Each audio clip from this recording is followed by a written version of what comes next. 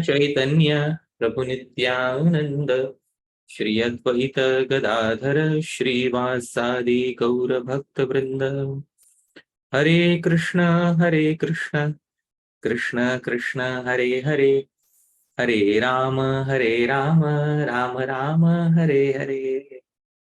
Srila Prabhupada ki jai. Srila Rupa Goswami Prabhupada ki jai. Srila Jiva Goswami Prabhupada ki jai. Anantakoti Vaishnav Vrinda ki jai. And Anantakoti, especially Rameshwar Mahaprabhu Prabhu ki jai. Thank you, Prabhuji, for kindly being here. And thank you for organizing all these sessions. And I'm really thankful to each and every one of you once again. So we are continuing Shri Upadeshamritam. And once again, today we are continuing our study of Srila Rupa Goswami's Shri Upadeshamritam. And this is a detailed study. We have a lot of time on our hands because it is said that when you are studying, we should study as if we have thousands of years remaining with us. So, dear devotees, we are studying in the same mood. We have thousands of years remaining, assuming that we are studying Shri Upadeshamritam. Of course, we won't take 1,000 years to complete it. We'll complete it much faster. But it's a detailed study. Before we continue, I would like to once again offer obeisances to Sri Rupa Goswami. Jnane Saraswati Rupam Vyasa Rupam cha Shikshane Natye Bharata Rupam Tam Shri Rupam Pranamamyaham.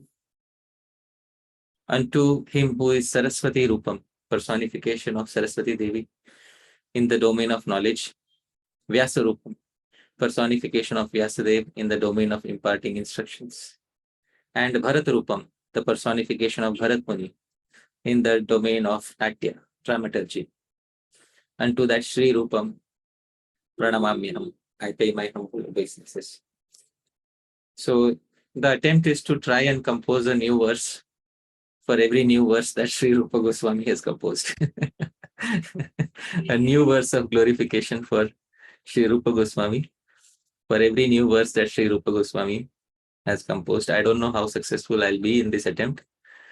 It's better to have loved and lost rather than never have loved at all.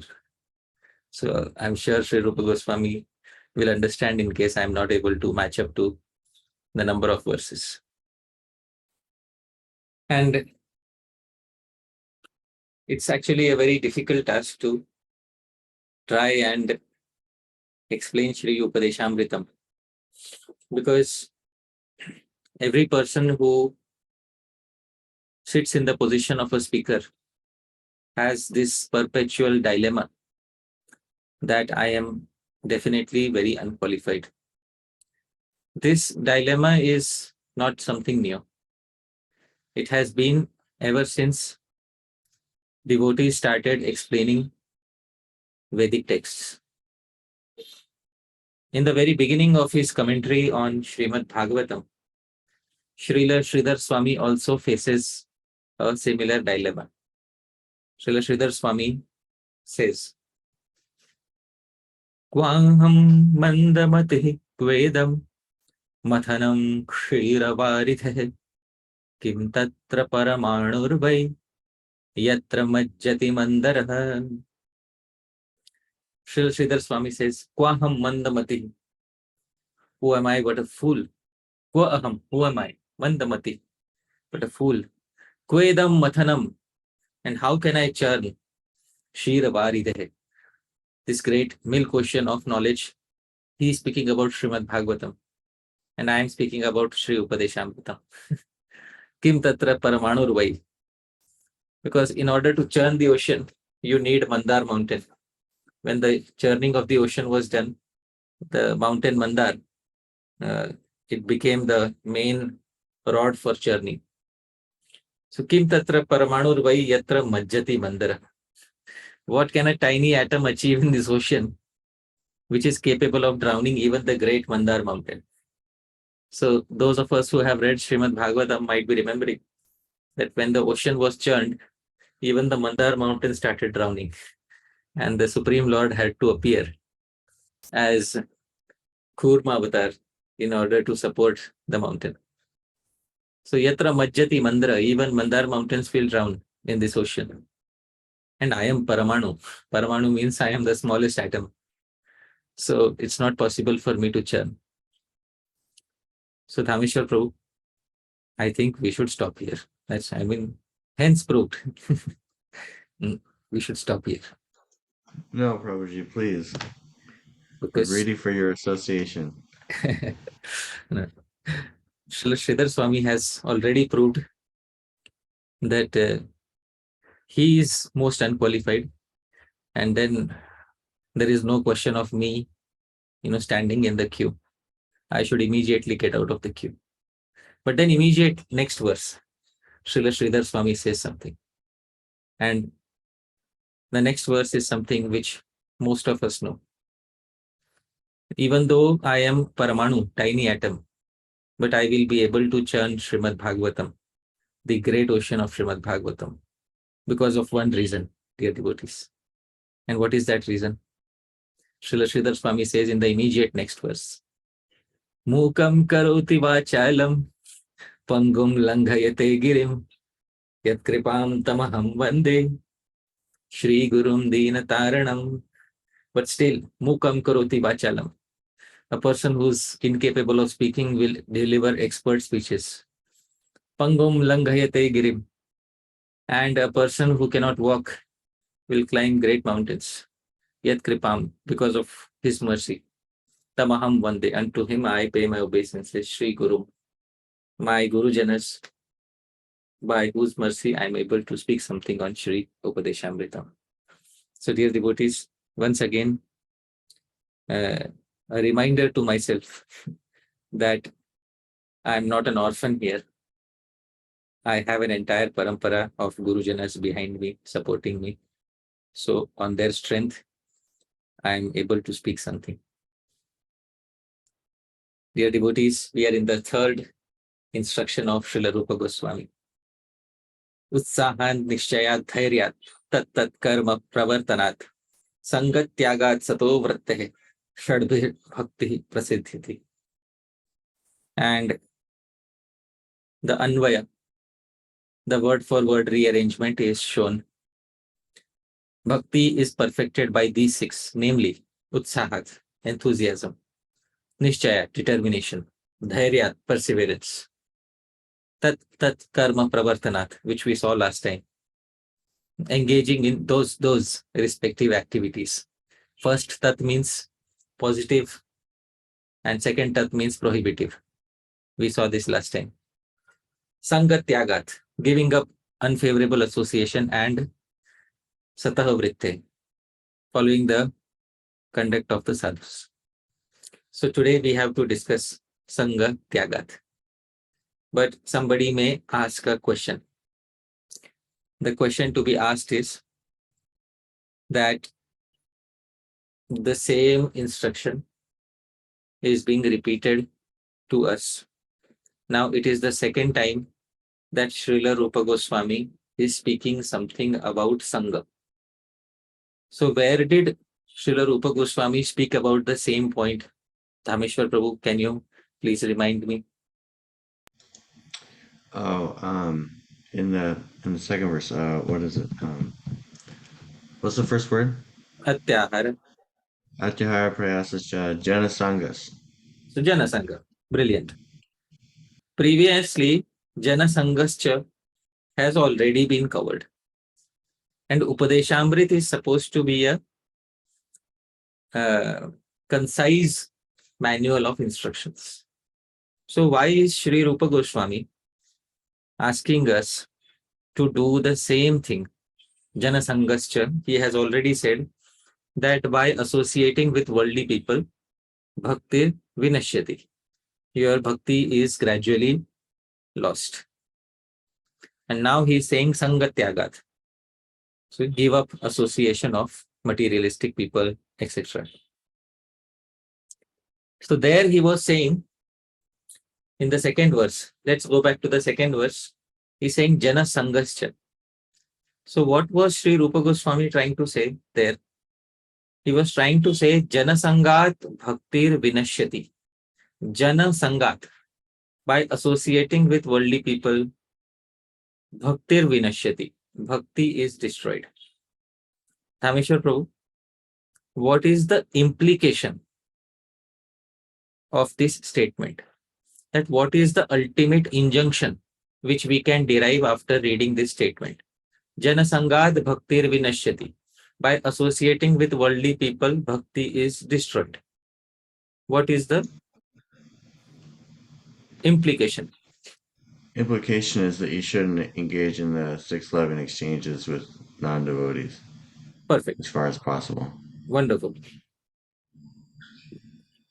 So, implication is jana sangam ma kuru. Do not associate with worldly individuals. This is the injunction. And this is called as Nisedha mukha. The Acharya is speaking in a tone of prohibition. So this is called Nisedha. Nisedha means prohibition. Mukha means mouth or tone. So here the Acharya is speaking through Nisedha mukha or in a tone of prohibition. Now,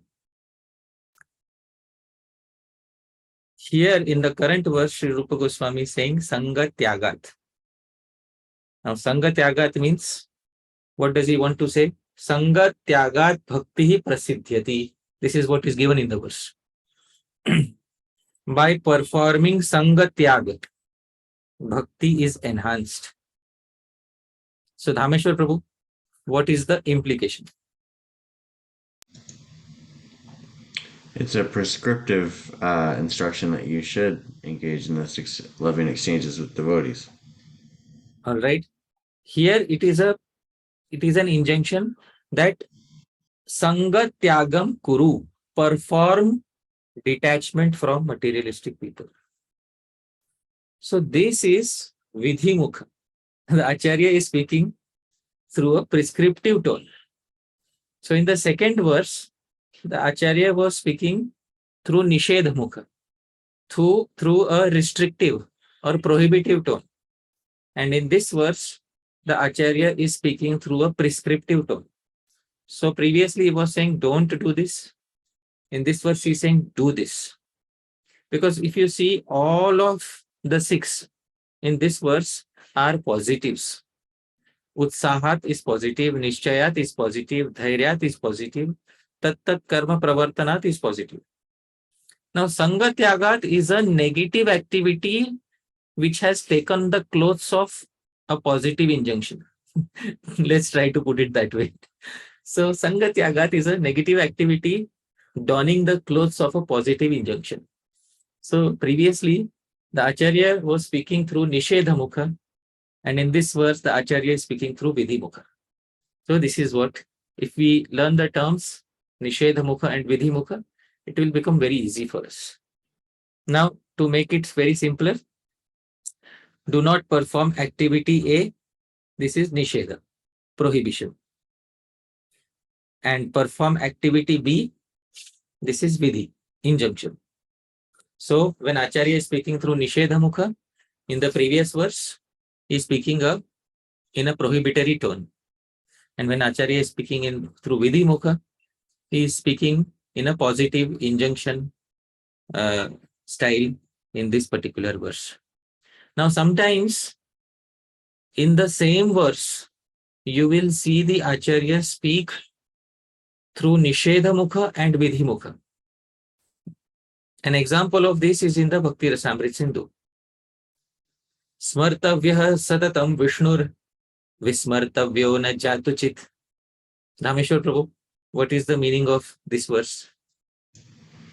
Always remember Vishnu and never forget Vishnu. You should say only half of the sentence, always remember Vishnu. What is the need of saying the remaining half? It's for emphasis to show this is really important. All right. So it is for emphasis, and the Acharya is speaking through both mukhas. In the First half, he's speaking through vidhi mukha, do something. And the second half, he's speaking through Nisedha mukha, don't do something. Srila Jiva Goswami gives a wonderful commentary on this.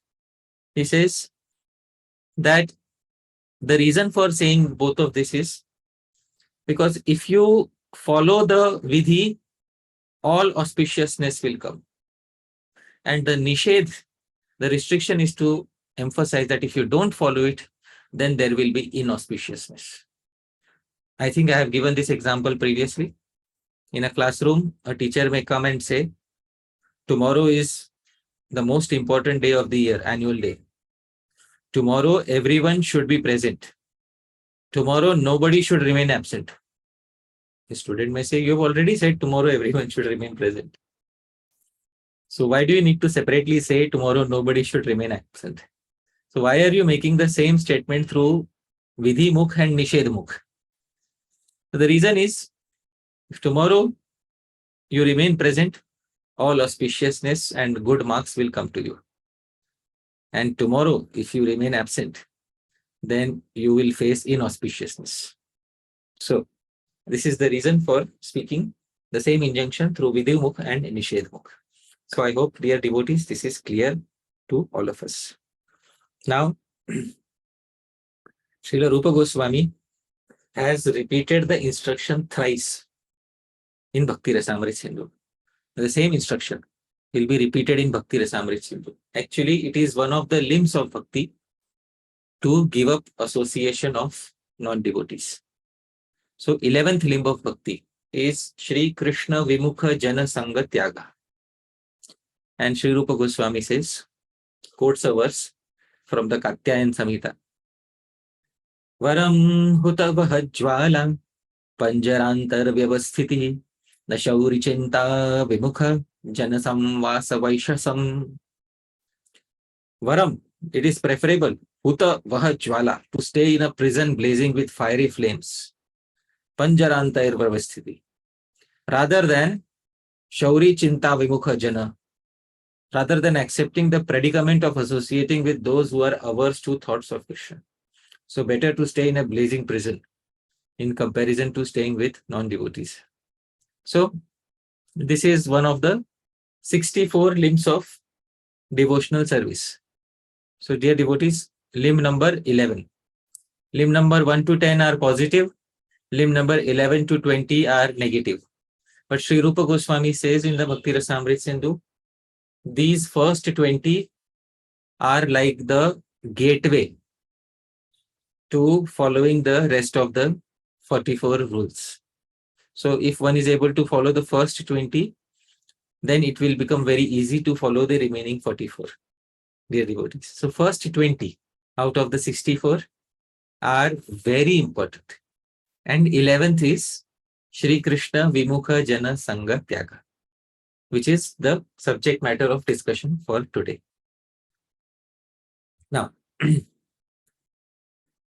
previously, the Acharyas have already explained in the second verse what is Jana Sangha. We did so much elaborations on Jana Sangha. We said what is the meaning of Jana, materialistic people, impersonalists, pretenders, those who associate with the opposite gender. I listed 7 or 8 types of unfavorable Sangha. And we went into great detail. Now the question is, what are the Acharyas going to say here again? Everything has already been said. So let's see what the Acharyas have to say. Shri Radharaman Goswami doesn't offer any commentary on this particular point.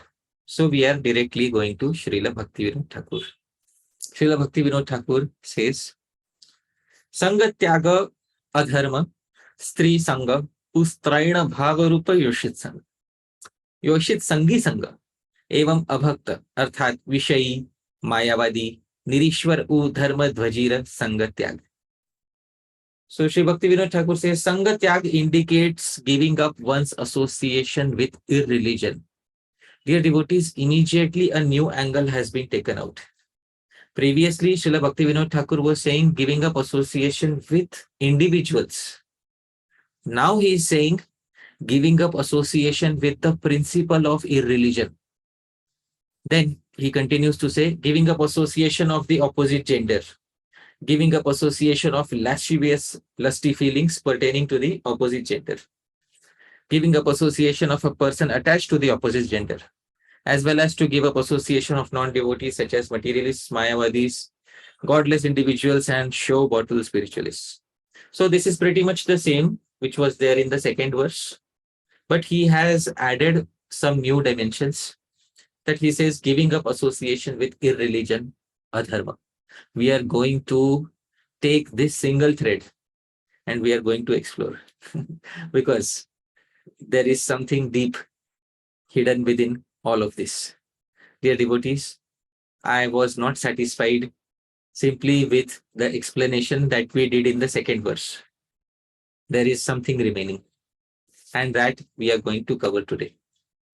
So, before we do that, let's understand this verse from the point of Srila Bhaktisiddhanta Saraswati Thakura Prabhupada. He again gives the threefold classification: karmi, Vedic fruitive worker; jnani, impersonalist or monist; and anyabhilashi, person with general material desires. He says, ज्ञानी कर्मी उ अन्याभिलाषी के विषय मूढ़ जानिया sanga परिवर्जना. So he says, knowing that karmi, jnani, and anyabhilashi, this person with other material desires, to be deluded by sense objects, one should avoid their company. Then he continues and says, bhakta sanga I ekmatra vanchaniya.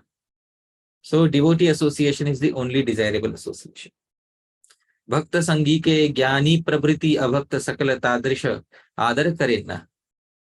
Non-devotees such as jnani, karmi, etc. don't give so much respect to one who associates with devotees. He further continues and gives a long paragraph. He says, Bubukshu va mumukshu ganer nikata adar prayas kara dure thaka tahader sahita kona prakar samsrava rakha uchit nahi. So basically what he wants to say is, forget about staying near a fruitive materialist or impersonalist to gain their recognition. Forget about associating with them. It's not appropriate to even keep any sort of contact with them. The impersonalist has a strong ego in relation to his present condition state because he quickly wants to get out of this world. Therefore, Srila Bhaktisiddhanta Saraswati Thakura says, while taking many efforts to remove this conditioning, such an impersonalist becomes entangled in many temporary activities. The fruitive materialist, that is the Vedic fruitive materialist, desires are also similarly temporary. And regarding the third category, anyabhilashi, it is best not to say anything about such a person who has desires other than bhakti. Giving up association of all three types of people having false identifications, one should take shelter of the lifestyle of a devotee sadhu who has taken eternal shelter of Krishna's now. So this is Srila Bhaktisiddhanta Saraswati Thakura saying that one should avoid association of all these people and take shelter of a sadhu who is Nama Nishtha, who is dedicated to Shri Nama. Now, dear devotees, I want to go back to Srila Bhaktivinode Thakura. Sanga tyagat, he has specified that one should avoid association with irreligion, adharma, and one should avoid association with show bottle spiritualists. Rameshwar Prabhu, what is the meaning of show bottle? Can you try to, Yeah, it's something that's meant for display for people in a store, so they see the product, but there's not actually anything inside. Right. So, Srila Prabhupada used this term show bottle often. Almost all of us learned this term from reading Srila Prabhupada's books.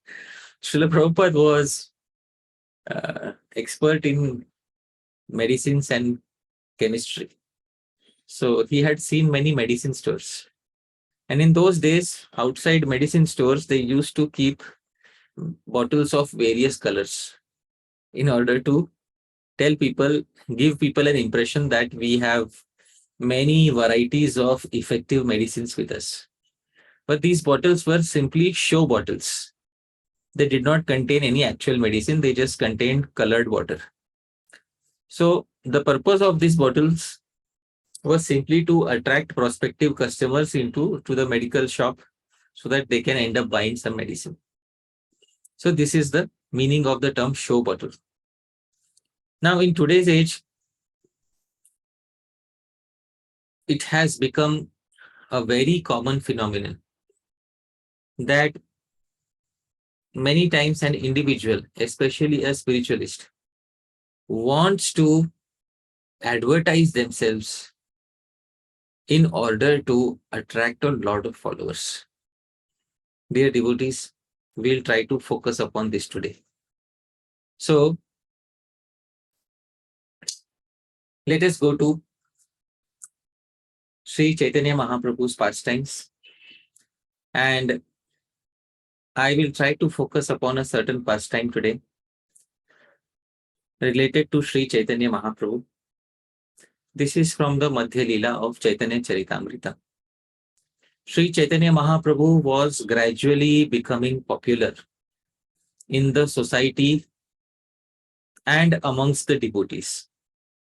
Sri Chaitanya Mahaprabhu went to a tour of South India and he toured many places. Wherever Sri Chaitanya Mahaprabhu toured, he left a very good impression upon each and everyone. Gradually, his name and fame were increasing. By the time Sri Chaitanya Mahaprabhu returned back to Jagannath Puri, he was such a famous sadhu that he was given a grand welcome when he came back to Puri. Dear devotees, Sri Chaitanya Mahaprabhu started noticing something about the devotees. So when he came back from his tour of South India, he started noticing that the devotees' behavior had changed a little bit. What were the changes? The first change, he saw that they were very eager to have the king meet him. They were all telling him, now you are so famous, you should meet the king. And some were eager to get him recognized by the king, so that his name and fame will be sealed forever in the pages of history. Sri Chaitanya Mahaprabhu understood at this point of time what was going on. Sri Chaitanya Mahaprabhu understood that these people are gradually turning me also into an institution. Dear devotees, sometimes when a person becomes popular, people stop relating to that person as an individual and they start seeing him simply as a popular celebrity and turn that person also into an institution. So, dear devotees, he saw that they were trying to turn him into an institution. And therefore, Sri Chaitanya Mahaprabhu wanted to do something about it. Often in the world, we see that there are some individuals who have this understanding that success as a sadhu means that I should be recognized by the world. And therefore, many times a person attaches great importance to attaining popularity or attaining fame, pratishtha, as a sadhu. And many sadhus consider this to be a hallmark of success. And why so? Because Dhameshwar Prabhu, if I die without leaving a mark on the map of the world, it will be a very great loss to the world. Isn't it, Prabhu? I would actually agree with that in your case. No, I want you to be famous. no. Why do you want that, Prabhu? Because you give such nice harikatha. But that's not the answer you're looking for, I understand. Yeah. So nobody wants to die in obscurity. We all want to leave behind our trace of uh, glory, our 15 minutes of fame that we have in this life. And we want ourselves to be successful, known, and loved by everybody who will come in the future. And why is it so? Because we have some fear of dying in obscurity. If we die and nobody comes to know that we ever existed, then our life will be completely unsuccessful. Therefore, fame becomes an umbrella to protect our reputation in the society. And therefore, many sadhakas, they look out for fame. Now, Srila Bhaktivinode Thakura had said that one should avoid association of adharma and one should avoid association of show bottle spiritualists. But sometimes a sadhu becomes so entangled in acquiring fame that he starts associating with anyone and everyone just to increase his outreach. I hope you are able to understand. That a sadhu says, now I will associate with anyone whom I meet. And I will sit with them, I will associate with them, I will talk like they talk, I will not speak to them about bhakti at all. So that means we are taking their association instead of giving them our association. So this is something that Srila Bhaktivinode Thakur was warning about. That please do not associate with adharma, irreligion, especially irreligion that comes in the disguise of religion. And please do not associate with show bottle spiritualists. So sometimes in certain individuals, we see that the desire for fame, it just crosses all the limits. There is a very nice verse which I was taught when I was a very little child. My teacher, Sanskrit teacher, he taught us a very good verse. And this verse specifies the condition of many people in the world today. Ghatam bhindyat patam chindyat kuryad rasavarohanam yena kena prakarena prasidhyah purusho bhavet. Dhameshwar Prabhu, Ghatam bhindyat. If needed, break pots on the street. Patam chindyat, or tear up your clothes. Kuryad rasavarohanam, or maybe ride a donkey in public view. But yena kena prakarena, but somehow or other, by hook or crook, prasiddha purusho bhavet. You must become famous in this life. Do you agree, Dhameshwar Prabhu? I mean, that's what marketing industry and so many industries are spending billions of dollars to do. Right. So, and this is what many sadhus also believe is the definition of success. Now, I don't stay in the United States, but I have heard something that when movie celebrities, when they start getting older and people stop recognizing them so much, then they'll usually end up doing some antics in order to get recognized again. Such as somebody will deliberately get caught shoplifting in order to be in the news again. Does that happen sometimes, Prabhu? I mean, I'm not totally sure. We have something called tabloids where they just talk about all the gossip of celebrities. They don't follow all that stuff. Right, right. So I'd have to look it up. Yeah. But often Sounds right, celebrities, though. celebrities often end up doing something, something apparently very shocking in order to again attract attention. So ghatam bhindyat patam chindyat. If needed, break pots on the street or tear up your clothes. But yena kena prakarena, somehow or other, you must remain in the limelight till the end of your life. Now, there are some very good advantages of becoming famous, no doubt, 100%. There are some very immediate advantages of becoming famous. And the first advantage of becoming famous is that it is a net of safety from rejection.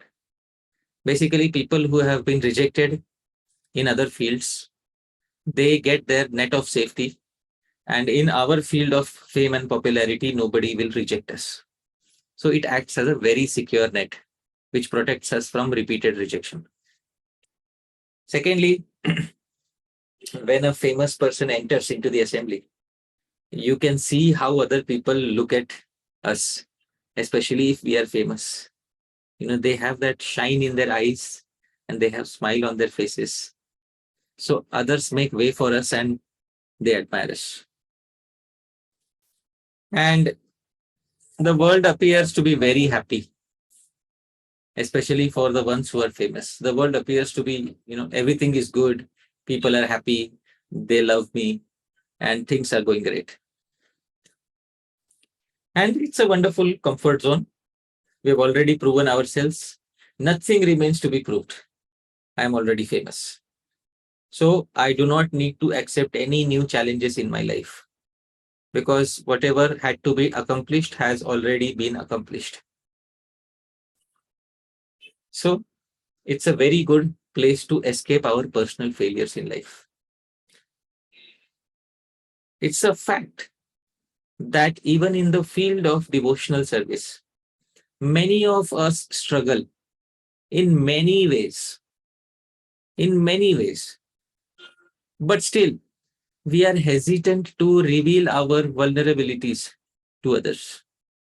And especially when we become famous, it becomes even more difficult to reveal our vulnerabilities to others. A famous person usually is very lonely when it comes to this particular aspect. They can't easily confide in others. Forget about revealing their vulnerabilities in public view. So this is one of the disadvantages of being a famous person. We have a lot of personal failures in our lives, but all those personal failures have to be kept aside simply to project an image of success in our life. And the mind also gives justifications that you should continue to do this. See, you failed everywhere in the world. Hariparshatas, in the world outside, you could not become so famous. So this is your chance of becoming famous. Secondly, some devotees may have been neglected by their seniors or peers.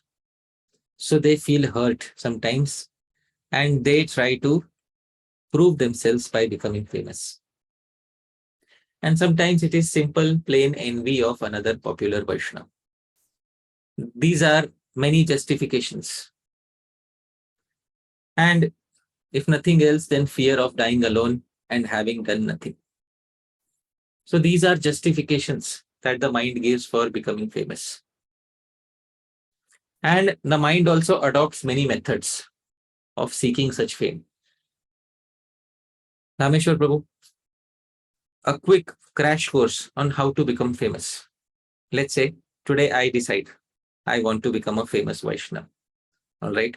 What are some of the things that I can do in order to increase my fame? Please tell me. Give great classes and become a good singer. Give great classes and become a good singer. So, but Prabhu, I don't have the capability. I have none of this. Now, how do I become great? You should become a guru.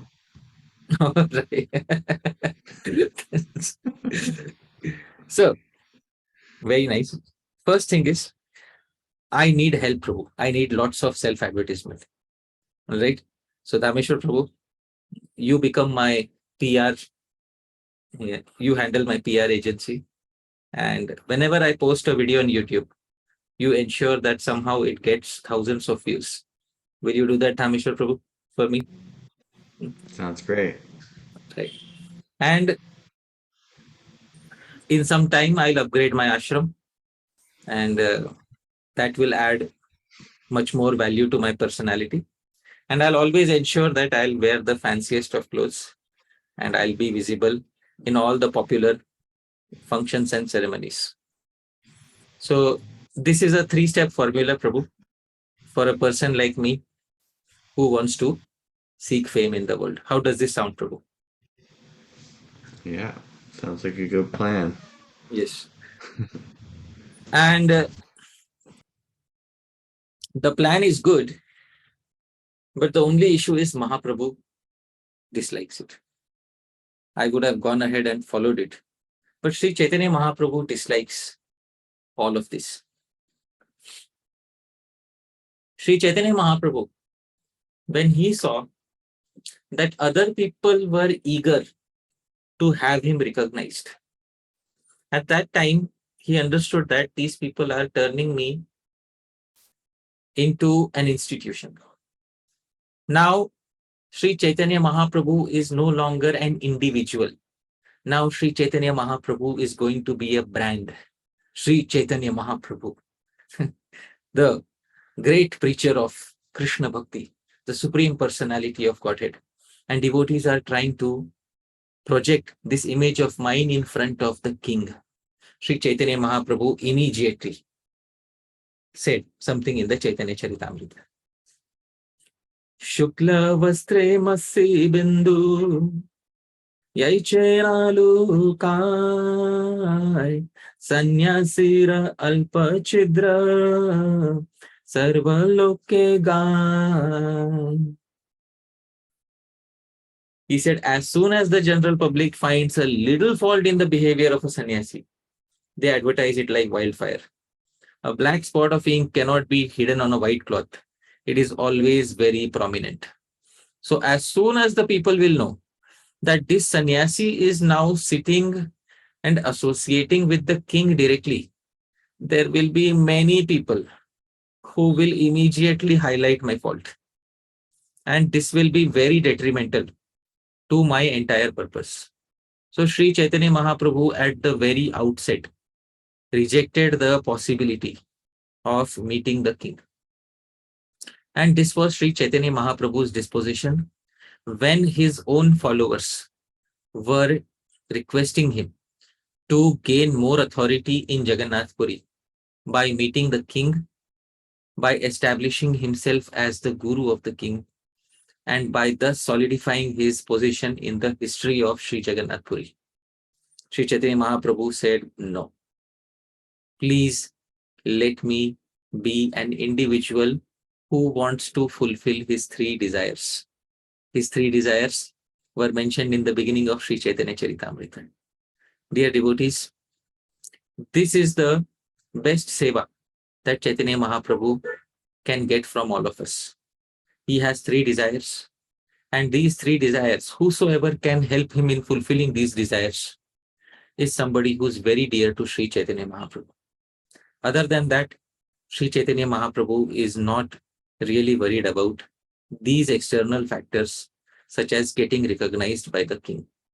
Although this king was very special, he was already a very well established, thorough, pure devotee of Bhagavan. Therefore, for this king, Sri Chaitanya Mahaprabhu will make an exception. For Maharaj Pratap Rudra, he will make an exception. But if it would be any other king, we can be 100% sure that Sri Chaitanya Mahaprabhu would never have agreed to meet such a king. So, dear devotees, many times we want to extend ourselves so much to the non-devotees outside that we ourselves end up becoming show bottle. This is what Srila Bhaktivinode Thakura was trying to say. Dear devotees, there is a very nice story in this regard. One time in a kingdom, a king made an announcement. He called all the milkmen and he made an announcement. I want all of you to dig a lake, a fresh new lake, and fill it with milk. And this should happen within 2 days. So all the milkmen, they said, all right, very well, we'll do this within 2 days. And he said, I'll pay you handsomely for this if you end up creating a lake of milk. So all the milkmen went home and they said, tomorrow we have to take all the milk to fill the lake. Now one milkman had a smart idea. He thought, everybody will take milk. If I take water, nobody will notice. So he had this idea of mixing water instead of milk. Somehow he communicated this idea to his family members. And through his family members, the idea got leaked to other people. And after 2 days, the lake was filled with water instead of getting filled with milk, dear devotees. So those of us who are especially in a position of leadership, they have a great responsibility to ensure that we distribute milk to others, not water. Because as soon as we start distributing water to others instead of milk, those who have come after us or those who are younger to us on the path of bhakti will immediately imitate this behavior.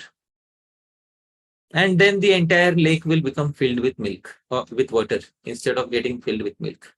So, dear devotees, it's very important to understand this. We want to extend ourselves to the entire world, but on our terms and conditions, not on somebody else's terms and conditions. The moment we start bending over backwards and start following the terms and conditions set forth by the conditioned souls of the material world, who have no idea about Krishna Bhakti, from that moment onwards, we start becoming a show bottle spiritualist. And this is what Srila Bhaktivinode Thakura was warning against. Actually, we may say, Dhameshwar Prabhu, so many acharyas have warned us against fame. So many acharyas. Srila Raghunath Das Goswami, Rupa Goswami, Sanatan Goswami, all of them have warned us. But isn't it ironical, Prabhu, that all of these acharyas are equally famous? No, because that wasn't their goal. It was a byproduct. It just happened on its own. Right. And they didn't misuse it. Right. Wonderful.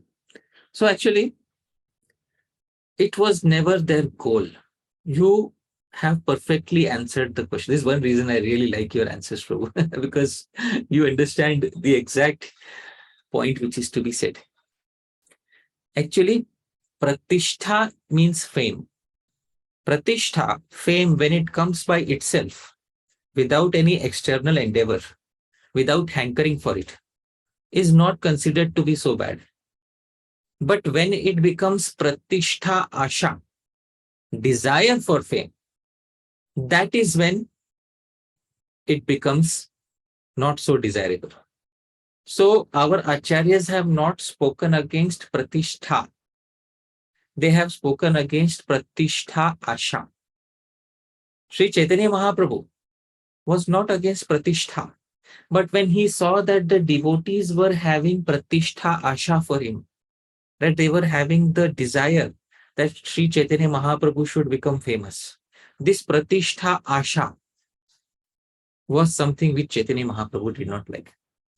Therefore, Shri Raghunath Das Goswami says in Manah Shiksha,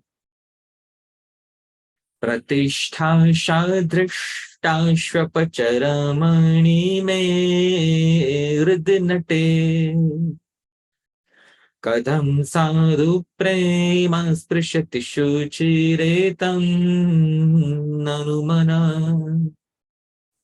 Sadatvam Sevasva Prabhudayita Samantamatulam Yatha tam nishkasya tvaritamiha tam veshayati sam pratisthasha dhrishta shvapacharamani. O mind, how can pure divine love appear in my heart as long as the shameless dog-eating outcast woman of the desire for pratishtha, not pratishtha, dear devotees, of the desire for pratishtha is audaciously dancing there. Therefore, always remember and serve the immeasurably powerful commanders of the army of Shri Krishna, the beloved devotees of the Lord.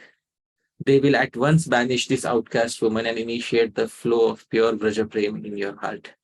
So, dear devotees, our acharyas have not spoken against pratishtha. Our acharyas have spoken against pratishtha asha.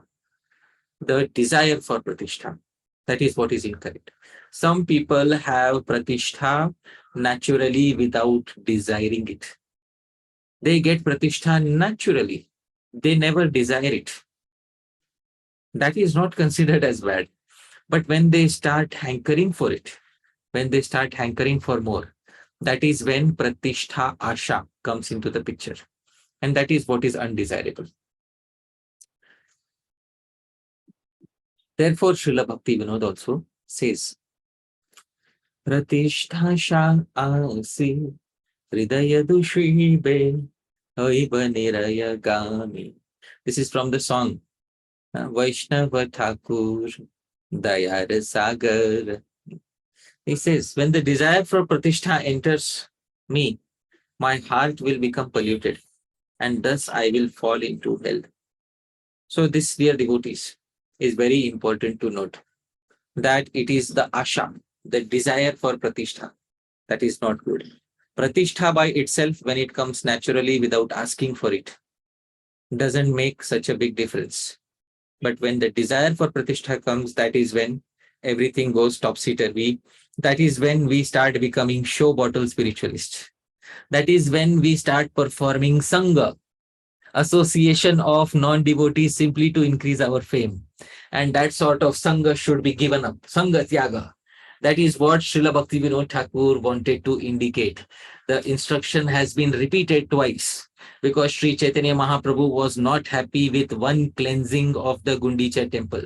Sri Chaitanya Mahaprabhu wanted to re-cleanse the Gundicha temple. This happened immediately after he came back from South India, and he saw all the devotees were hankering for him to become famous. Sri Chaitanya Mahaprabhu organized the cleansing of the Gundicha temple. And during the cleansing, something happened. Sri Chaitanya Mahaprabhu was not happy with a single cleansing. Dhameshwar Prabhu, did Sri Chaitanya Mahaprabhu become satisfied with one cleansing, or was there repeated cleansing of the Gundicha temple?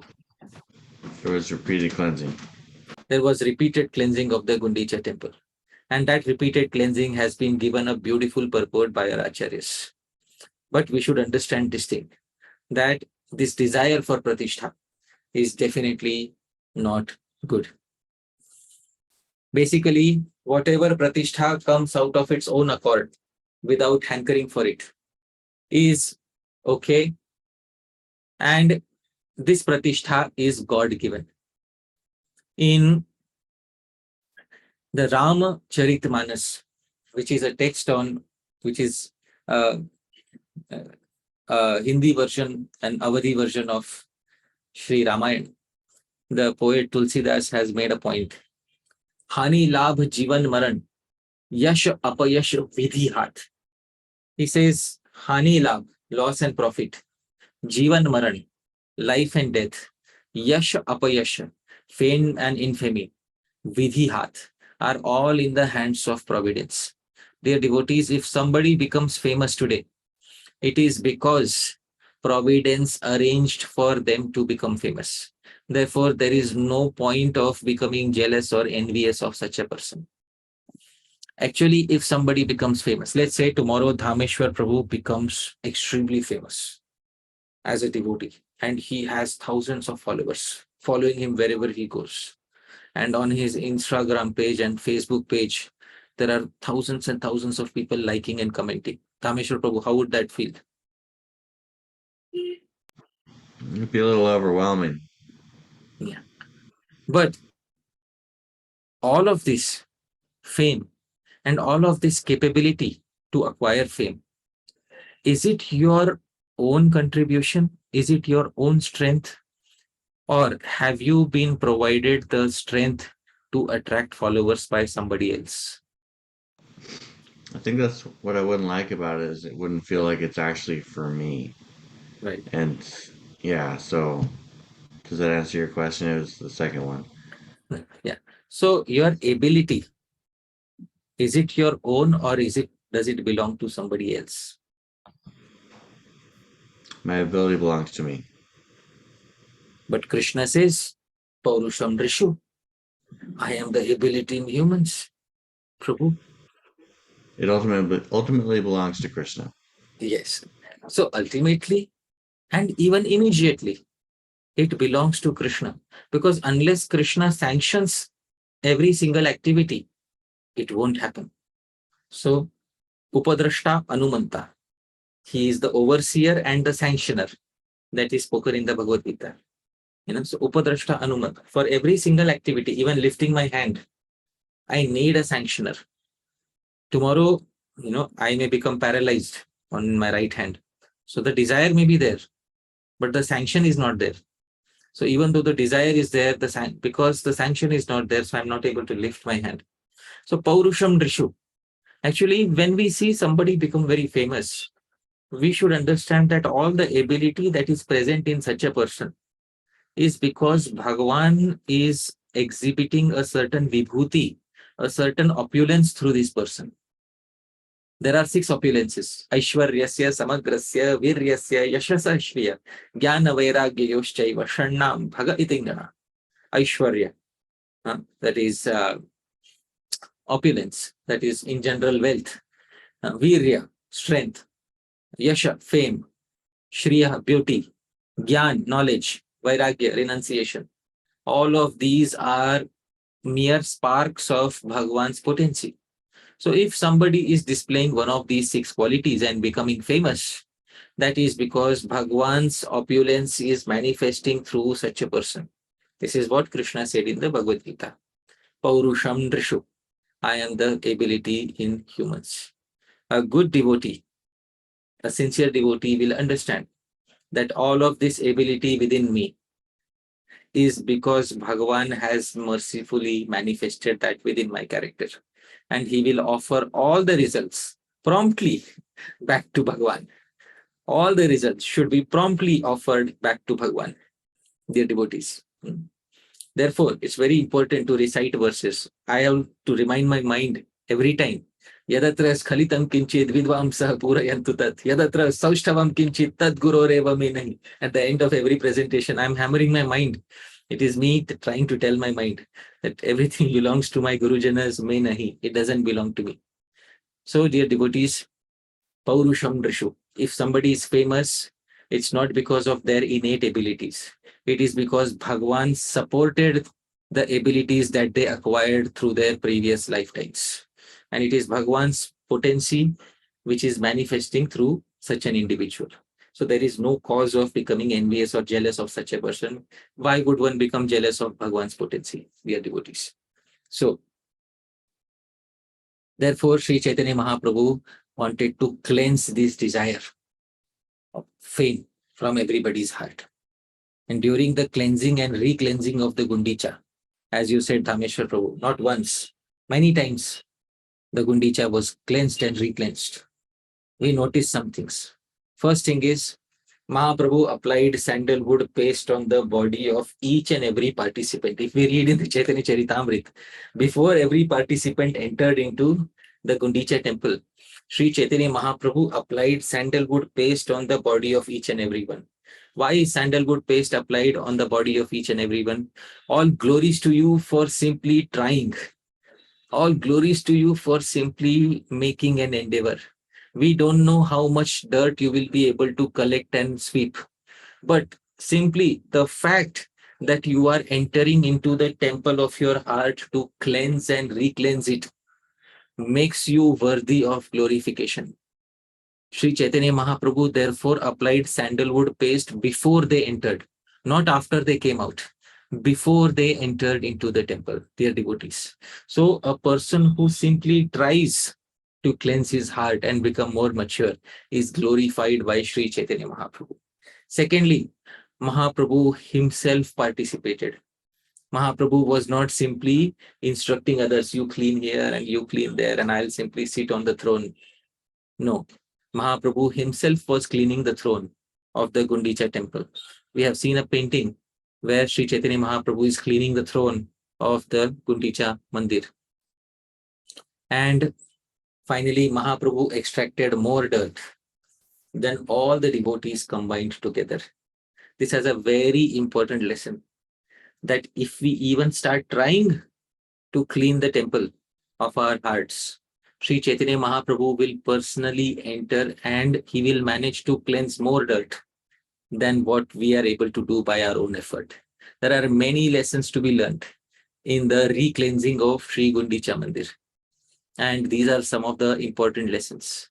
Dear devotees, once these desires are washed away from our heart, we will realize that we don't need the validation of outsiders in order to call ourselves successful. We don't need to associate with these people in order to increase our name and fame. We don't need to do all these things in order to increase our outreach. Sri Chaitanya Mahaprabhu has already given us everything that we need to stay within the path of bhakti and to also propagate it on our terms and conditions, not on the terms and conditions of somebody else. So, dear devotees, this is something which Sri Chaitanya Mahaprabhu taught to each and every one of us. Actually speaking, those of us who desire fame, pratishtha, asha, should ultimately know that fame comes at a very great cost, extremely great cost. Rameshwar Prabhu, let's say, I am the devotee who is not so famous, and you are the devotee who's extremely famous. I am the new devotee, and you are the devotee who's been in the movement since 2 decades and a very famous devotee. So, dear Prabhu, you have a lot of fame, but there is something.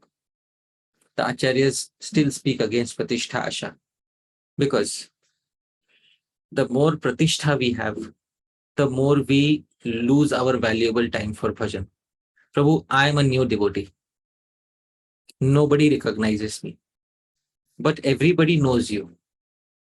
Tell me honestly, Prabhu, who has more time for personal bhajan? You do. But you're the senior devotee. Technically speaking, you should be having more time for personal bhajan. Technically speaking, you should be the one who should be investing maximum time for performing quality bhajan. But just because you're famous, the situation is completely different. If I go to Vrindavan and if I walk from my ashram to Krishna Balram temple, because I am a new devotee, nobody will notice me. I'll be able to walk within 5 minutes. But since you have been 2 decades in the movement and you're very famous, if you walk from your ashram to Krishna Balram temple, you will take 1 hour. Am I correct, Prabhu? Yes. So that is what makes a big difference. We thought that fame will help us in many ways, but in many ways it is taking a great toll on our bhajan. Secondly, people come to famous people with all the incorrect motivations in life. Many times, people come simply to challenge a famous person. There is a reason for all of this. The reason is because many people are envious of people who are famous. And there are many people who want to constantly pull such people down. And therefore, people come with all sorts of incorrect motivations. People will come to you advertising some financial schemes. People will come to you asking you to do favors on them. People will come to you trying to seek many favors and get many things out of you without giving you anything in return. Just because you're famous. Simply because you're a famous person. Nothing else. Finally, just because we're famous, we will expect others to understand us and treat us kindly, but we will get much more hatred and envy in return. Often, in the world outside, celebrities are some of the most hated people in the world. Is it correct, Ameshwar Prabhu? Yes. What is the reason for celebrities being so hated, Prabhu? People want what they have, but they feel like they can't get it. Right. Let's see it in another way. For one person to be famous, there have to be 1,000 people who are not famous. And those thousands of people who are not famous are not going to take it very kindly. Therefore, if somebody belongs to the category of not famous, they are not going to take it very easily, especially on seeing the person who is that one person who managed to climb on the heads of thousands of people and rise in society. Therefore, celebrities are often some of the most hated people in society. Therefore, those sadhus who were thinking that by becoming famous, I will acquire everything I want, they later realize it was a one-way street. Now I cannot go back to my older days of simplicity. I cannot do that again. Once you become famous, there is no becoming unfamous again. You can become infamous if you do something wrong. And the same people who, help you climb the ladders of society will not hesitate to pull you down. But you cannot go back to, your beginning days of bhakti. Just because fame once acquired doesn't go away just like that. Therefore, Srila Prabhupada also very clearly mentions about this. Rameshwar Prabhu, kindly read.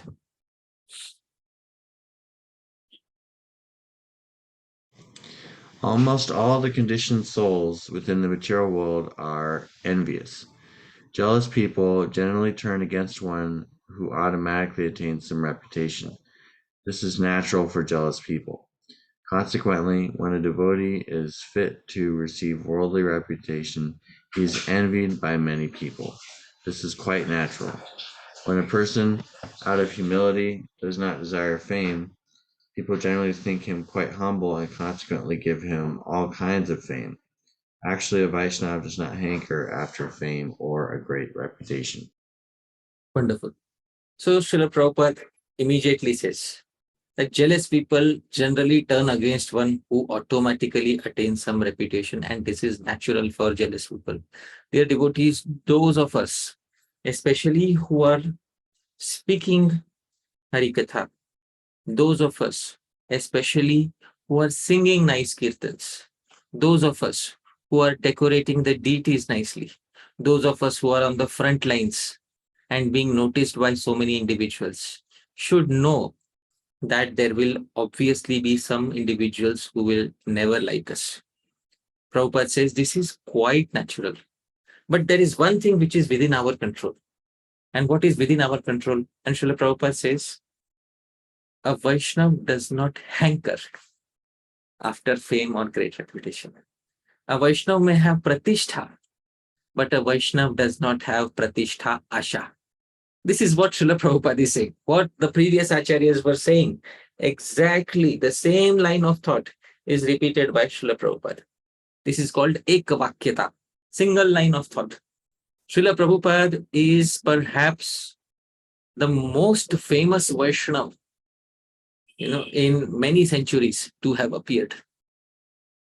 But Srila Prabhupada himself was never hankering for pratishtha. So he has pratishtha, but he doesn't hanker for more pratishtha. So he is living his own instructions. And that is what an acharya is, dear devotees. If we start hankering for pratishtha, if we start taking rasa, pleasure in pratishtha, then there is something which is very dangerous waiting for us. Fame will come at a very great cost. In the same Ramcharitmanas, Sri Tulsidas has spoken about fame. He says, Lokamanyata analasam karatapa kananadahu. He says, Lokamanyata, recognition in the world, analasam, is like a great blazing forest fire. Karatapa kananadahu, it burns all of one's austerities to ashes. Dear devotees, it burns all of one's austerities to ashes. We may see people and devotees who are very famous, but that fame has come at the cost of burning all of their piety to ashes. Dear devotees, it has not come for free. If anybody has acquired a lot of fame, that is because they have paid a price for it. And the price is the price of the result of austerities of past lives, dear devotees. So we may not be famous. Some of us may not be so famous, but our austerities and the results of those austerities are intact. And somebody may be very famous, but they are very quickly burning up the results of the austerities that they have performed in previous lives. That is the reason why you are seeing them to be so famous. The devotees don't hanker for fame because it will come naturally when the proper time arises.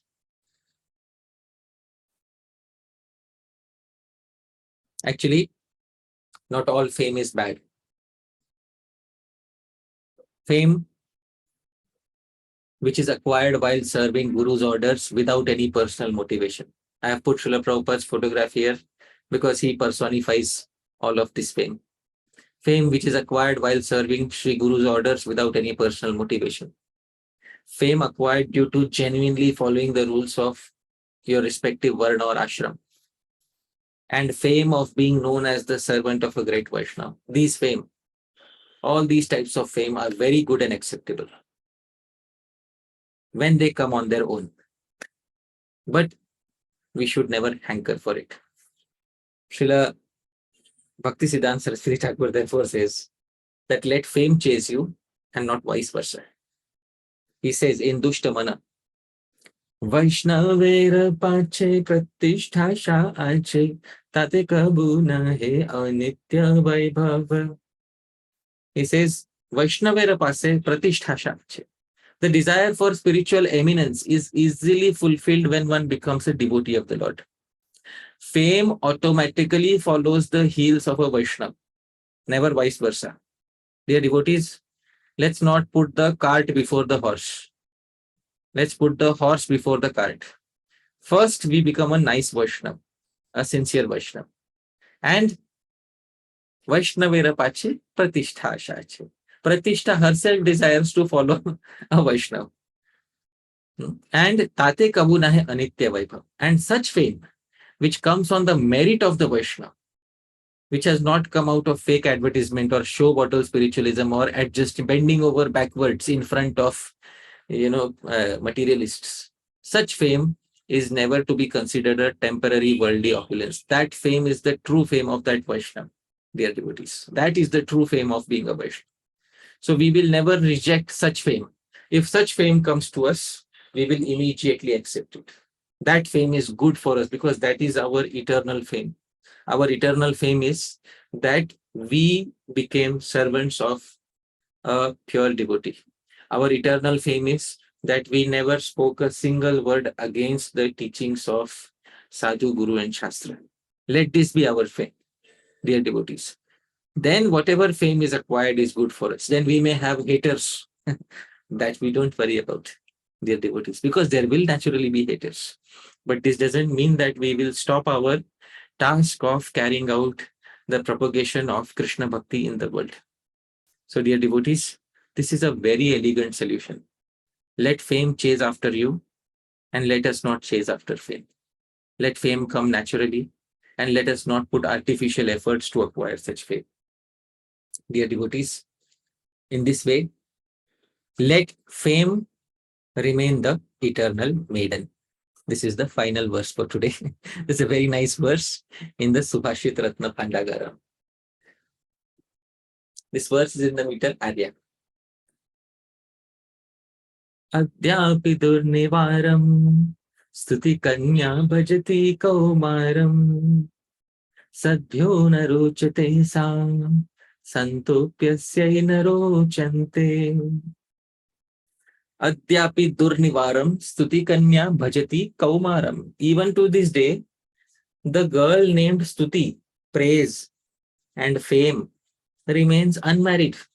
Why? Sadhyo narochate sa. She is disliked by the sadhus. And asantopyasyai narochante, and the asadhus are disliked by her.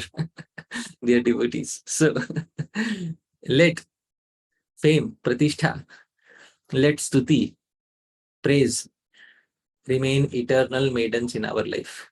Let them chase after us. We don't have to chase after these girls. With this, dear devotees, I would like to once again summarize that the instruction sanga tyagat was repeated again because our acharyas wanted to highlight the fact that sometimes we deliberately perform jana sanga in order to fulfill the subtle desires within our hearts, such as name, fame, recognition.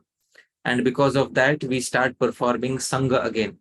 Such sanga should be given up, and the desire for such sanga should also be given up.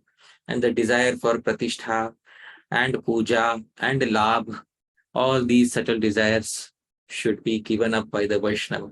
When the Vaishnava has not only given up gross material desires and association of gross materialists, but also given up subtle material desires and association with those material desires, then the Gundicha temple has truly been re-cleansed. And then the purpose of speaking the instruction twice has been fulfilled. Dear devotees, with this, I would like to pause here today. Yadatra Khalitam Kinchit Vidvamsah Purayantu Tat Yadatra Saushthavam Kinchit Tad Gurorevam Menahi Yadatra Khalitam Kinchit. It is possible I might have spoken something incorrect because conditioned soul, 4 defects. But Vidvamsah, all of you are learned. Purayantu Tat. You please correct any mistakes. Yadatra Saushthavam Kinchit. But if there is anything nice in the presentation, please remember. Paurusham Drishu, Krishna said, I am the ability in man. So, literally, Tad Guru Reva, me nahi. It belongs to my Guru Janas. The Guru Parampara starts with Sri Krishna. It belongs to him. Me nahi. Doesn't belong to me, dear devotees. So thank you very much, Ameshwar, Mahaprabhu Prabhu. Thank you very much once again, all dear devotees.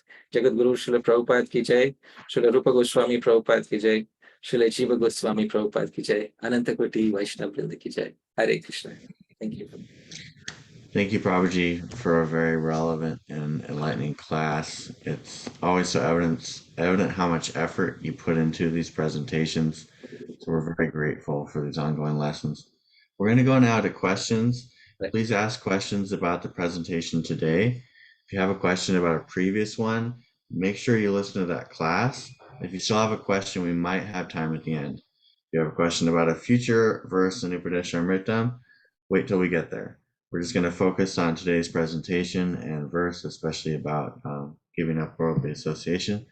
We'll have everyone do one question first, so everyone gets served, and then we can come around for seconds if there's time. Anything you want to add to that, Prabhuji? No, Prabhu, it's wonderful. Okay, cool. Thanks so much. We'll start with Manjari Mataji. Let me ask to unmute. Here we go. Hare Krishna, thank you very much for the wonderful presentation. It took an unexpected turn for me. It was very nice how you approached the topic.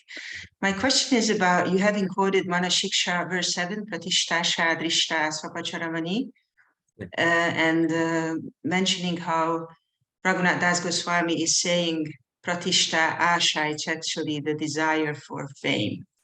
Interestingly, in Raja Vilasa Stava, verse 1, he says, Pratishta Rajubir Bhatam. He's saying that actually I'm bound with the ropes of fame. Right. So I was wondering if you had any comments on that, two approaches he has.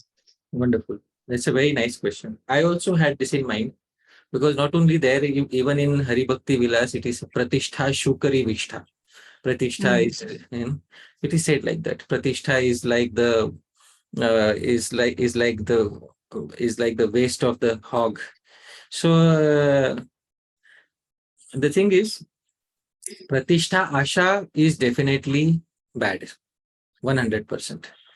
Pratishtha also, although not so bad, has its side effects. And when he says Pratishtha Rajjubir Baddham, I am already bound by Pratishtha which came to me naturally, basically. So Pratishtha, when it comes by itself, somebody may have acquired Pratishtha due to being a great Kirtaniya, Kirtankar, or somebody may have acquired Pratishtha because of following the rules and regulations nicely. Their Pratishtha is genuine, they have never hankered for it. But a simple side effect of Pratishtha will be that they will be Rajjubihi Baddham, that they will not have so much time for their bhajan. As I gave the example, when they walk from their ashram to Shri Krishna Balram Mandir, it will take 1 hour. So is it that person is literally Rajjubi Baddham? It's as if different people catch him and they take so much of his time. So obviously, not only Pratisthasha binds, Pratishtha itself also binds. Therefore, some Vaishnavas, like Bhu Garbha Goswami, he who came before the six Goswamis, he made Bhu, earth, the Garbha, his womb. So he dug a hole inside the earth and he was doing his bhajan there, basically, so that people will not notice. So that was one of the reasons, because any pratishtha, whether it is legitimately acquired or whether it is pratishtha, so anyways they are bad. But pratishtha, especially even if it is legitimately acquired, still it has its detrimental side effects. That is how we should understand these verses. So I hope this satisfies your query. Thank you very much. Thank you. Next we have Krishna Das Patra Prabhu. Hare Krishna Prabhuji, Dandavat Pranam. My pranams. Prabhuji, I am Prabhuji new devotee, and particularly what I should do at the very moment when the desire for fame is coming into my mind. Alright. Because I am not able to remember the verses of shastras at that particular time. So, see, in any particular, university in the world, if you go in any particular university, and a good university will not allow somebody to become a professor unless that person has spent a certain number of years studying, certain number of years practicing under a senior teacher, and a certain number of years teaching. And only after that will a person be given the post of a professor. So that is, a professor is somebody under whom a certain number of people have performed their PhD. That is what a professor is. Otherwise, they're simply known as a teacher. That's the difference between a teacher and professor.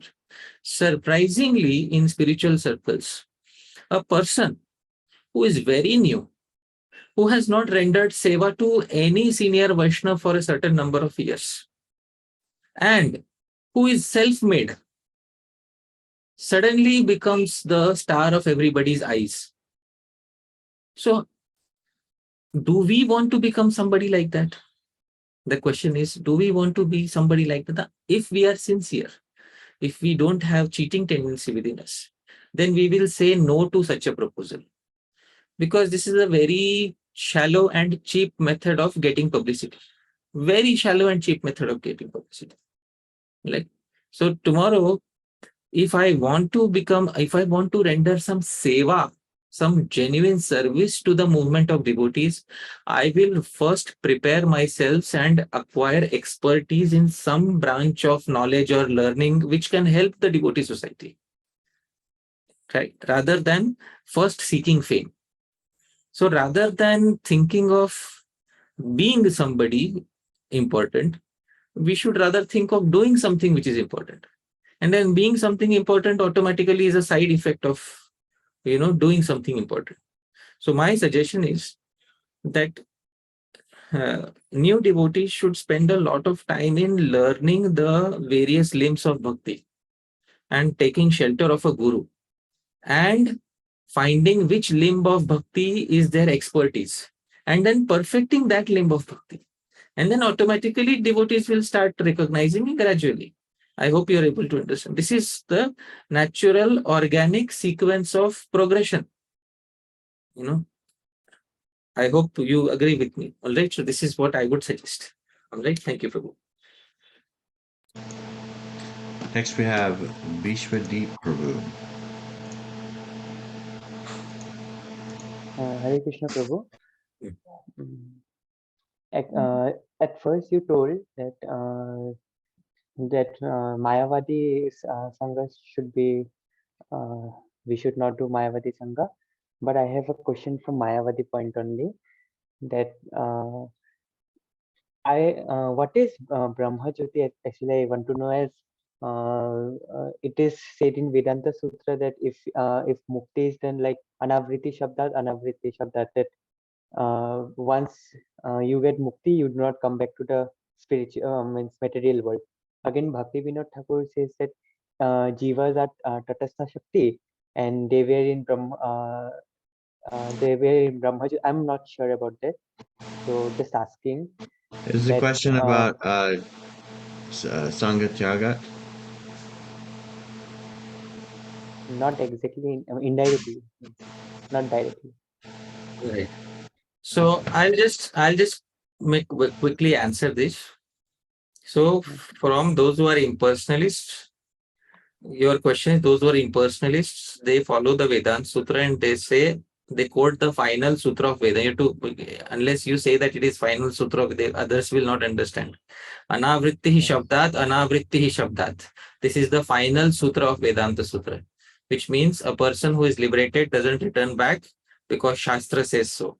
A person who is liberated doesn't return back because Shastra says so. The repetition is there in the sutra to indicate that Vedanta Sutra has ended. Whenever sutras end, the repetition is done. So,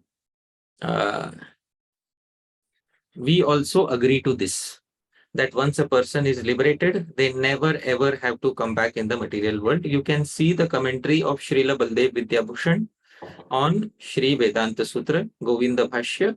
This is our official Gaudiya Vaishnava position on the subject matter, and nobody will speak against it, neither Srila Bhaktivinode Thakura nor anybody else. So if you want to know what is the official position of the Gaudiya Vaishnavas on the final sutra of Vedanta Sutra, all you have to do is open Govinda Bhashya, and if you want further details, Srila Baldev Vidyabhushan was not satisfied with one commentary, so he wrote a second commentary. It is called Sukshma Tika. Sukshma is further detailed. You can see Sukshma on it. And Srila Baldev Vidyabhushan was still not happy.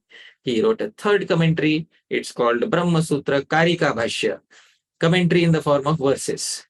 So in the Karika Bhashya also, Srila Baldev Vidyabhushan has said that through jnana or through bhakti, jnana bhakti vittibhyam, he says that those who become liberated either through bhakti or through jnana, either impersonal liberation or if they acquire Vaikuntha, they never have to come back. Na te punaryanti. He has very clearly said in his Brahma Sutra Karika Bhashya. So you can refer to that. This is our official Gaudiya Vaishnava position on the subject matter. My small question is that is Prabhuji, we're only attaining taking one Brahmajyoti. question at a time, Okay. so we'll have to come back to you. Also, it's not related to our class. Right, yeah. So you can wait, or either you can ask it, separately off the conference, Prabhu. Is that okay? Okay. Thank you. Next, we have Omkar Prabhu. Hare Krishna, Prabhuji, Dandat Pranam. Prabhuji, I had a question. You had spoke about the same topic in the topic which you spoke about, the Gundicha margin in other lecture. You explained about the cause of, when we want fame. So what I had a question is, generally when we come as devotees, we are generally out of the society. So we develop or we have a lacunae of, you can say, emotional support or maybe spiritual nourishment in our heart. So I think that is one of the reasons due to which many people take to become famous. I mean, they want to become famous because they want to get accepted. So could you please shed some light on this point? Yeah, I already in the talk, there was one slide where I specified that there are many reasons why a person seeks out fame. And one reason why a person seeks out fame is because of neglect by seniors or peers. I will share the slide again. This is the slide. And in this slide, I had specified the various justifications. First is you failed in the world outside. So that you spoke already. Second is when you came to the path of bhakti, that particular senior under whom you were did not give acceptance to you. I hope you're able to understand. So because of Yes. them not giving that acceptance, a person then starts seeking that acceptance from the wider society. Right. So it's a very common phenomenon. It also happens in day-to-day relationships. A son always seeks validation from his father. Right? You might have seen a son when he's young, a small boy always seeks validation from his father. He always wants the father to say, yes, you're good. Yeah, you're doing it right. Yeah, I really love you. Yeah, you were so nice today. Yeah, you're the best. And when the father constantly disapproves, useless boy, can't even write a sentence properly, failed in sports, you're going to drown my name, you're going to take down the family's name along with you. So then such a person, he starts seeking validation outside. But such a person becomes terribly hurt in the process of being trivialized by his father. Similarly, the person who introduces us to the path of bhakti acts as a father in many ways, because that is the person to whom we look up to. That person guides us in our initial days. It's very important that such people should also know how to give acceptance to newcomers. So that is one of the things, that is one of the reasons why people, if they get acceptance in the beginning, then they will find happiness in that small sangha. They'll not try to seek validation outside. You have often seen that people who are encouraged by leaders, they will say, my leader is the best, my sangha is the best, everybody else I don't care about. You might have seen that tendency because they're happy. Yes.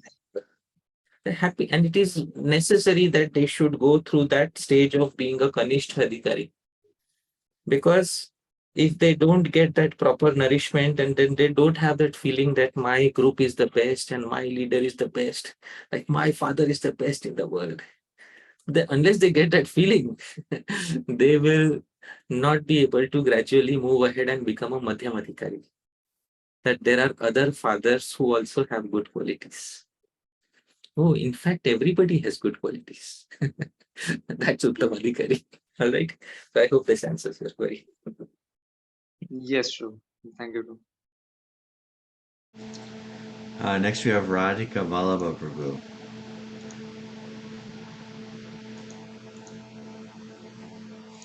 Hare Krishna, Prabhu.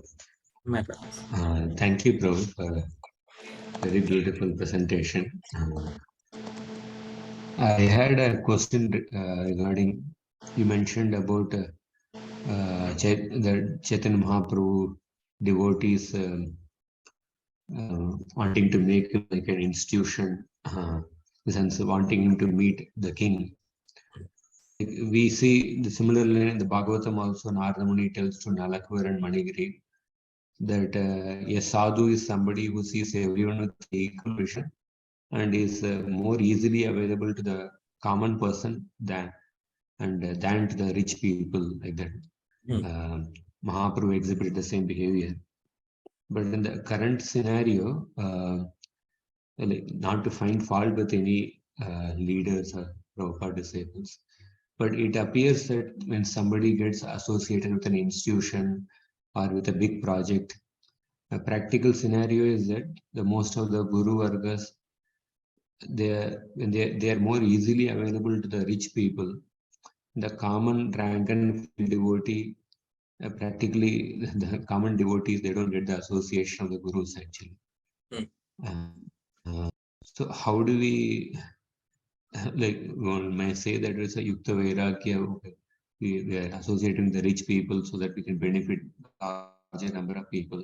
But I'm not able to see how to, because most of the time, like on one class, my spiritual master, somebody asked a question about the same incident of Pratapada Maharaj and Chaitanya Mahaprabhu. And Maharaj mentioned that in the case of Pratapada Maharaj, he was a devotee, and other devotees were pursuing Mahaprabhu to meet him, but still Mahaprabhu did not meet him. But in the case of Prabhupada, and there was a Prime Minister Morarji Desai. Morarji Desai is not a devotee of the caliber of Pratapada Maharaj. And he was not eager to meet Prabhupada, but Prabhupada told the devotees to arrange a meeting with him. So in that way, society changed for the sake of the preaching. Acharyas did like that. Right. Definitely, there is.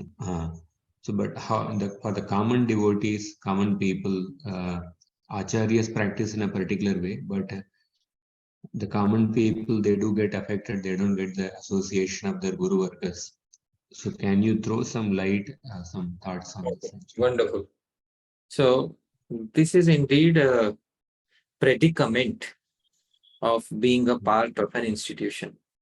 So a predicament of being a part of an institution is that one has to naturally support the institution, especially the leaders have to support the institution, including supporting the institution financially. Now, in order to support the institution financially, sometimes the leaders have to associate with individuals who are very rich people or donors or something like that.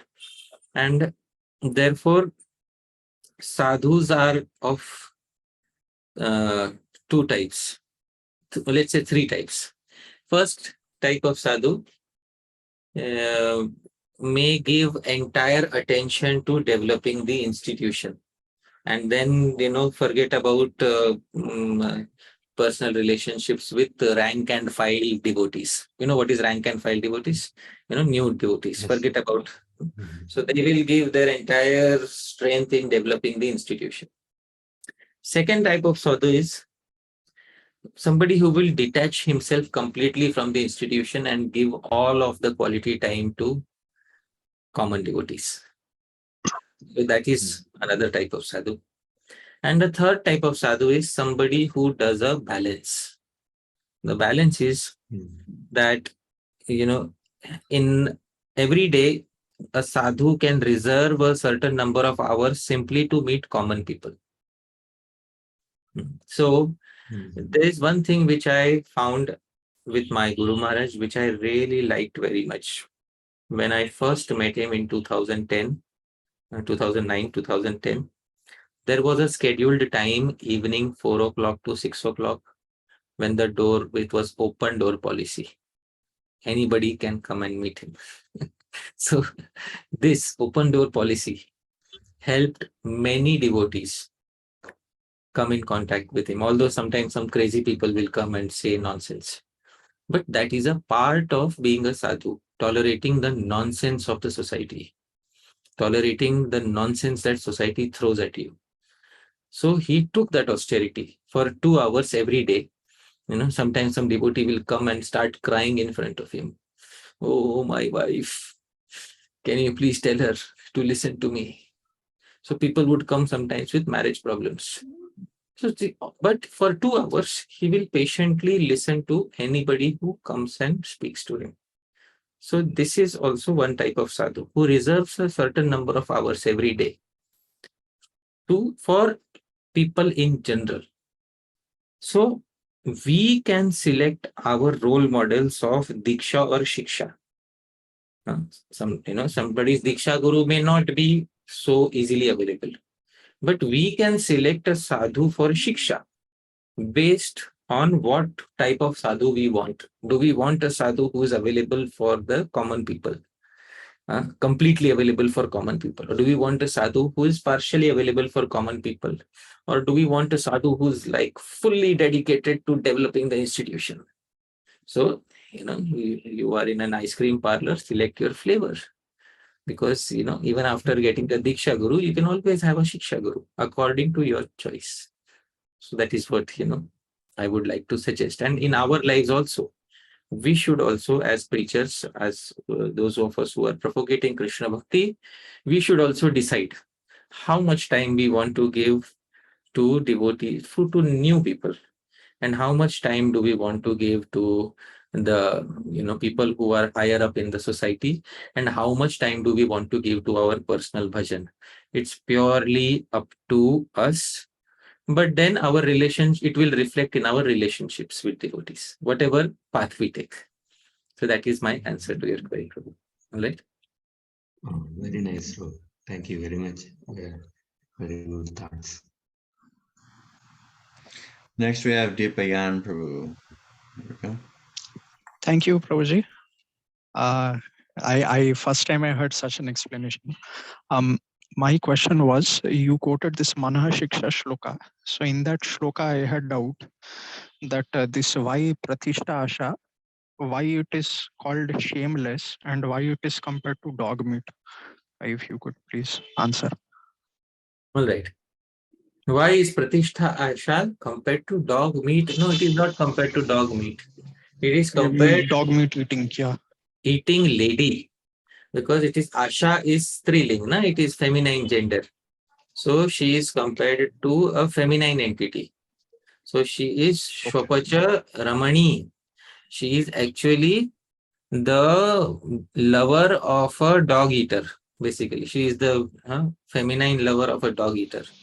So that is what she is compared. Pratishtha is the dog eater, and Asha is his feminine counterpart. That is what it is here. So she is not shameless dog eating lady. She is the paramour, shameless paramour of the dog eater. All right, Prabhu? Okay. Yes, Prabhu. And shameless, why? Actually, that is an English. Because of there is no shameless in the original Sanskrit. Okay, so that is what has been added for emphasis in the translation. All right. Okay. Thank you, Prabhu. Next, we have Ananga Mohan Prabhu. Hare Krishna Prabhuji, Dandavat Pranam. Thanks for another wonderful jam from your end. Prabhuji, many times we are preaching and our moment is generally preaching moment. And with preaching and other skills comes pratishtha or fame. And many times we heard that we do nice bhajan. But in our moment, generally it is a perception that if we are preaching vigorously, then the need of bhajan is quite less. You can invest more and more time in services and in preaching. So what is more important? Preaching is more important, or bhajan is more important, or how to strike a balance in between? Right. So your query is that generally in the society of devotees, sometimes you see that there is more emphasis on preaching or speaking Harikatha to others rather than performing your personal bhajan. And how do you strike a balance? And is there a general left-hand rule for striking a balance? So since Sri Chaitanya Mahaprabhu's time, there have been both types of devotees, those who were speaking Krishna Katha and doing prachar, and those who were focused exclusively on bhajan. And this was spoken to Sri Haridas Thakur, that achara kare na keha na kare prachar, prachara kare na keha na kare achar. And I will show you the verse. Yeah. So let me share my screen. This is Chaitanya Charitamrit, Madhya Lila, 4th chapter, verse 102. आपने आचार्य केह न करे प्रचार, प्रचार करे न केह न करे न आचार. So some behave very well, some practice very well, do very nice bhajan, but do not preach. Some preach, but don't practice nicely. So this has been there since the time of Sri Chaitanya Mahaprabhu. So some devotees you will meet, they will tell you only preaching is necessary, forget about so much practicing. You will attain perfection simply by preaching. You will meet some other devotees who will say, Arey, what will you preach if you don't have nice bhajan? So you will find both categories of devotees in the society. Ultimately, you have to come to a mature conclusion by studying the Bhakti Shastras. And you have to see what is recommended in the Bhakti Shastras. All right, in the 64 limbs of Bhakti, so there is also Kirtanam. Kirtanam means speaking Krishna Katha to others and preaching. There is also Shravanam and Smaranam. Both are there. So according to Yatha Ruchi, according to one's taste, according to one's digestion capability, and according to the direction shown by one's guru, one should select a healthy balance. All right. So don't just simply become directed by the opinions of others. You have to do your own independent research into Shastra guided by the Guru. And then you have to come to a balance yourself. Because what is balance for me may be imbalance for you. What is medicine for me may be poison for you. So you have to find your medicine from. But both opinions have been there since the time of Sri Chaitanya Mahaprabhu, as I have shown to you. I hope this satisfies your query.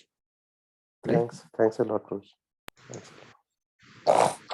Next we have Divya Nitai Prabhu.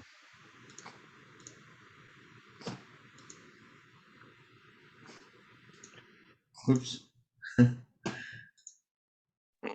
Hare Krishna. Yeah, Hare Krishna. Hare Krishna. Yes. Dandavad Pranam, Prabhu. Prabhu, thank you very much for all your guidance. I regularly hear your lectures. So, Prabhu, my question is, in Srimad Bhagavatam, when we hear about Yudhishthir Maharaj telling when performing the Astu Yagya, they were ready to take such big responsibility. Prabhuji, is it related to today's class? Your question? Yeah, Is it related? it's about saving the time, and like we get automatically the fame. Like Yudhishthir Maharaj, they performed Rastu Yagya and they wanted to perform this Rastu Yagya for glorification of Krishna. Right. Means now they took a lot of responsibility to managing the whole world, this becoming Samrat. There's but it's obvious they are not having much time to manage that. So a devotee taking big responsibility for glorifying Krishna, then how do they save their time? Because taking big responsibility automatically also brings them fame also. So how do we see this particular incident? Yeah. See, sometimes you gave the example of Pandavas performing a big sacrifice in order to please Krishna. Pandavas are direct associates of, they are siddhas. They are not sadhakas. The difference between Pandavas and us is that we are sadhakas. We are yet to see Krishna for the first time. So after we see Krishna, we can win the entire world for Krishna. There is no problem. But before we see Krishna, right now we are in the stage of a sadhaka.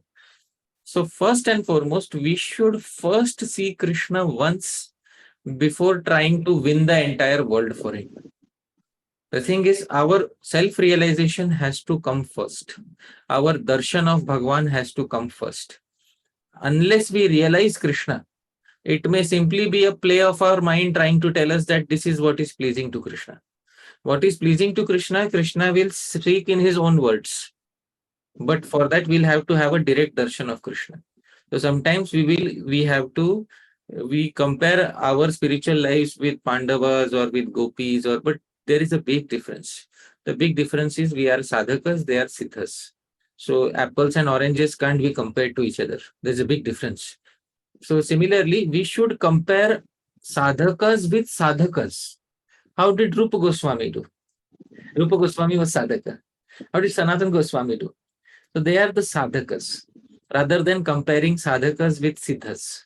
So when we become siddhas in future, after perfecting our spiritual life, then we can compare ourselves to siddhas.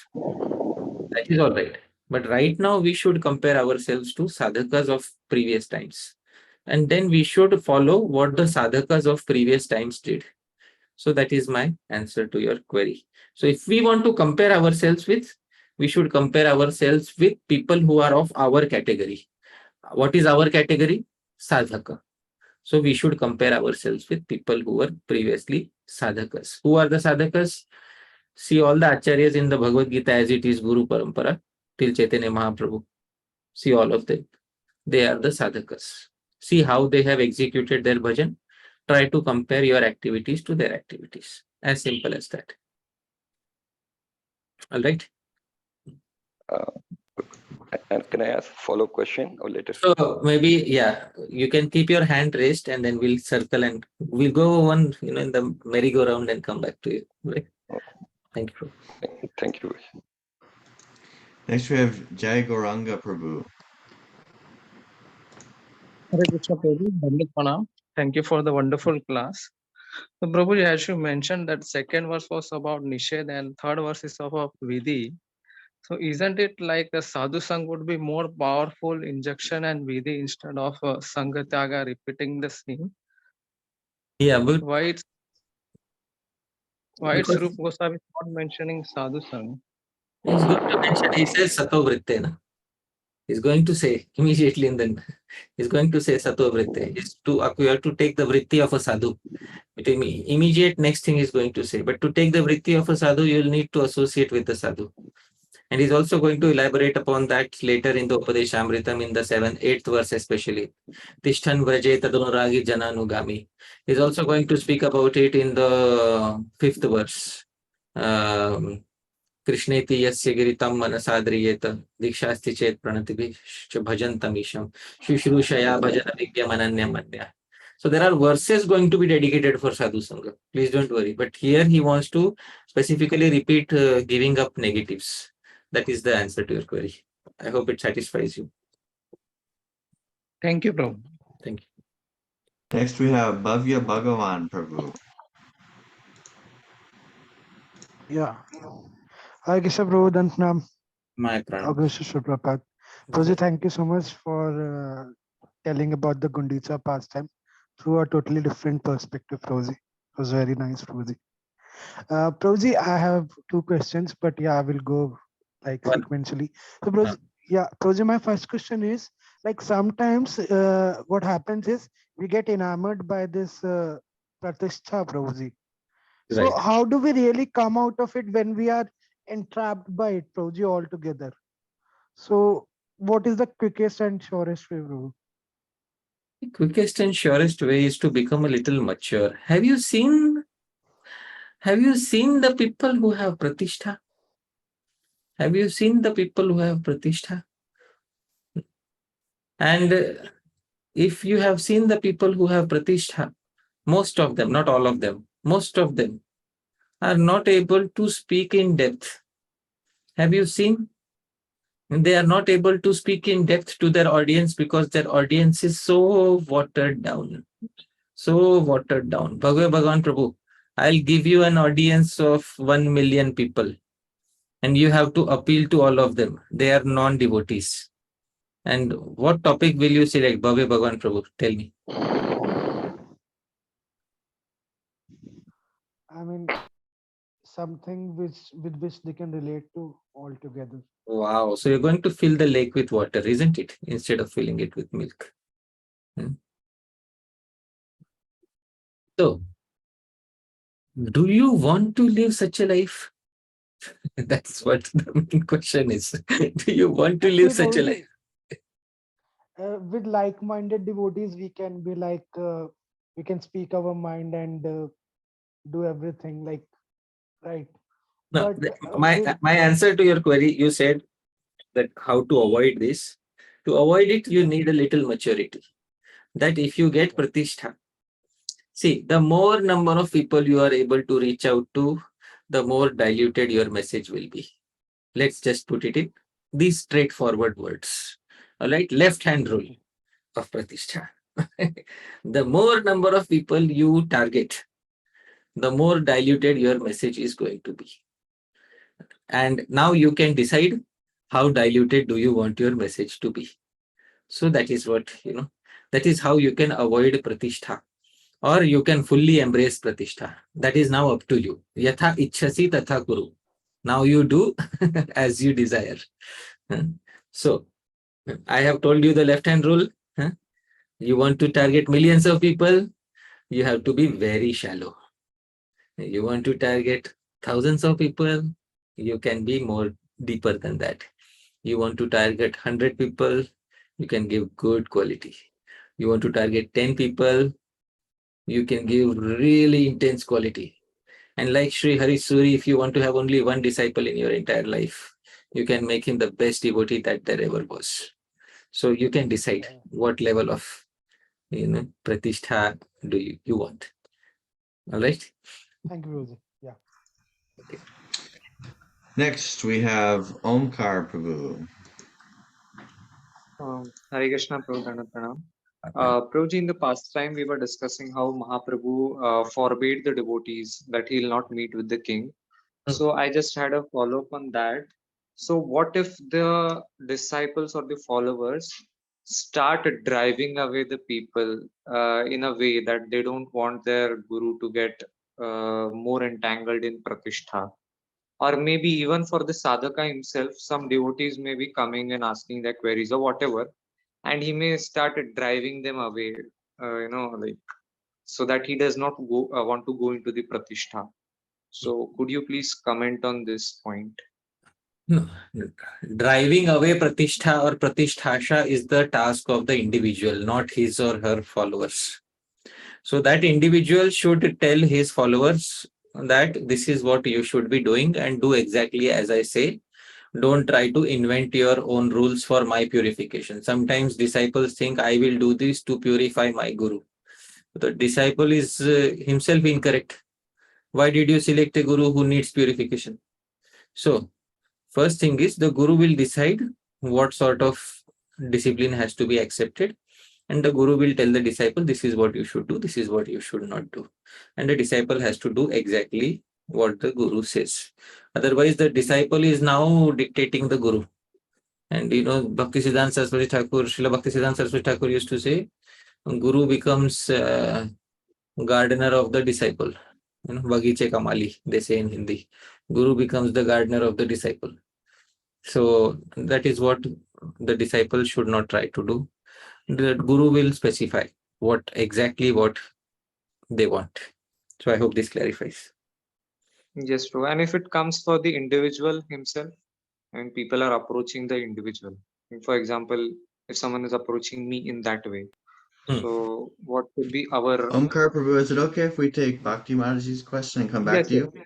Sure. Yes, yes, bro. Thank you very much. Next we have Bhakti Mataji. Dhameshwar Prabhu, before I hope you are okay, because you to take care of Ranga Devi. Is it okay handling two things at once? Yeah, she's doing fine. I hope I'm not distracting anyone. No. I can turn off my video if you want. No. You please, we are happy to see her. But I hope it's not too taxing for you. No, she's cool. Okay, okay, Prabhu. Okay, let's go ahead. Hare Krishna Prabhuji, Dhanvat Pranam. Thank you. Quick question, comment on Rupa Goswami, Sanatan Goswami, that they are sadhakas. Why won't they be siddhas? Because they had direct association with Lord Chaitanya, and Lord Chaitanya is the hidden incarnation of Lord Krishna and Radha. They are siddha as Rupa Manjari. He is already siddha, that is siddha deha, Rupa Manjari. And sadhaka deha is Rupa Goswami. So that is the difference between sadhaka and siddha. So sadhaka means he who is exhibiting the nature of a practitioner. Siddha means their perfected identity in the spiritual world. So Shri Rupa Goswami is sadhaka deha, Rupa Manjari is siddha deha. Similarly, for all the Goswamis, they have a sadhaka deha and they also have a perfected siddha deha. That is the answer to your query, Mataji. I hope it's right. Thank you. Okay, Prabhuji, we're at the 2-hour mark and we have 4 second questions. Yeah, I'm what okay. Would you like to do? I'm okay as long as you're okay. Okay. I think we'll ask Rangadev. Is it okay? Yeah. It's okay. Next we have Vishwadeep Prabhu. Prabhu, I want to continue the previous question only. That is attaining Brahma Jyoti, is it mukti or not? It is mukti. But one of your class have said that we have fall down from Brahma Jyoti or something like that if we are. Some acharyas may have indicated it in that way. But that if we go to the question of from where we fell down, then that's another lecture altogether. So my point is, if your specific question is, do we fall down from Brahma Jyoti? So the answer given by all the previous acharyas is that we never fall down from any type of mukti. Why should we call it mukti if we fall down from there? So we don't fall down from any sort of mukti. That is the answer given by all the previous acharyas. Srila Prabhupada sometimes used to say that a person can fall down from Brahma Jyoti. But how it should be seen is that a person falls down from an imagined position of liberation, Jivan Mukti. That is how that is how it should be understood. So Brahma Jyoti is liberation, right? Obviously, it is when it is mentioned in the 3rd canto that there are 5 types of mukti. Sarupya, Sarishti, Samipya, Salokya, Aikatvam, Apyuta. So Aikatva is also Mukti. Becoming one with Brahma Jyoti is also Mukti.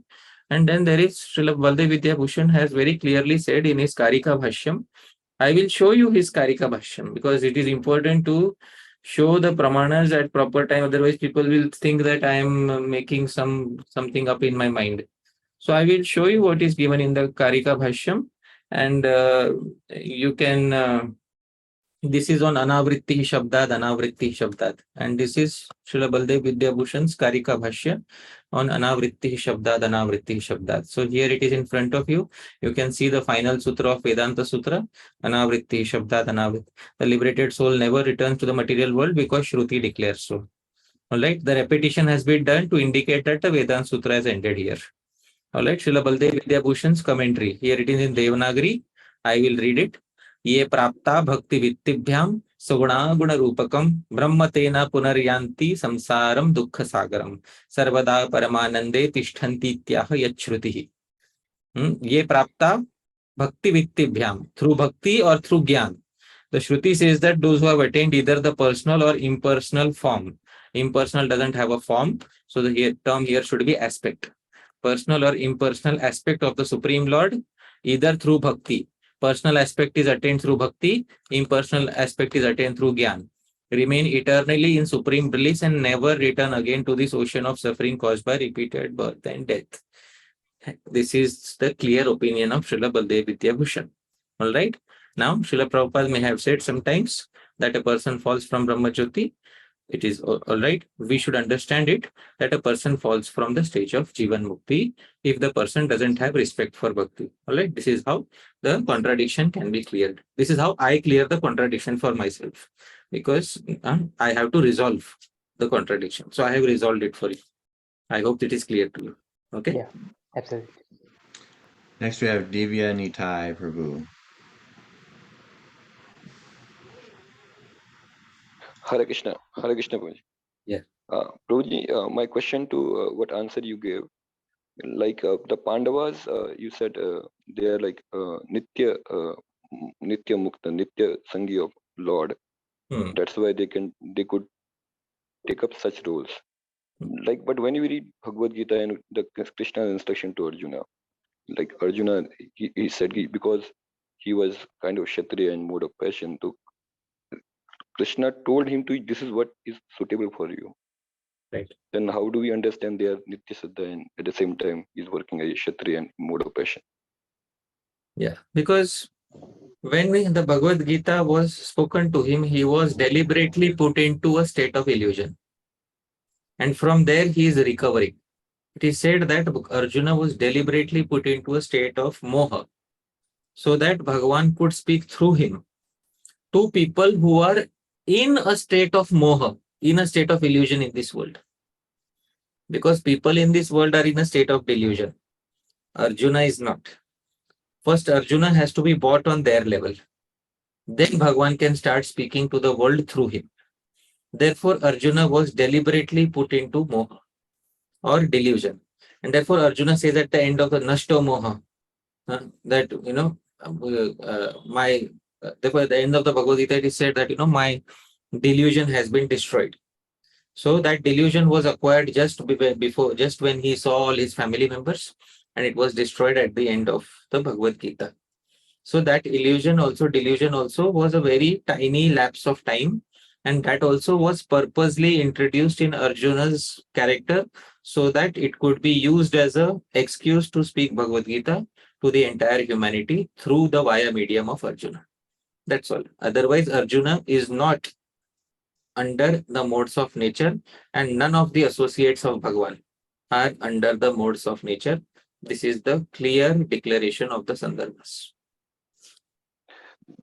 Then Prabhuji, same thing like Prabhupada speaks about there are two kind of Swadharma. One is Swadharma for body and Swadharma of the soul. And Prabhupada is telling about till the time we are in conditional state, then you have to perform both the Swadharma. Right. Then how do we understand that? Because we are sadhakas right now. Since we are right now sadhakas, therefore our body may still be within the conditionings of material nature. But once we become a siddha, our bodies will be above the conditionings of material nature. So as long as we are in sadhaka deha, the body of a sadhaka, till that time the conditionings of material nature will act upon us. But the moment we acquire the siddha deha, we realize our perfected identity and we acquire that body. In that body, there is no influence of the modes of material nature, because that body is created and eternally, not created, that body is eternally maintained by Yoga Maya. So that body is eternally maintained by Yoga Maya, not by Mahamaya. So there is no question of modes of nature in that particular body. So I hope this clarifies. Thank you. Okay. Thank you. Next, we have a first question from Parama Karuna Prabhu.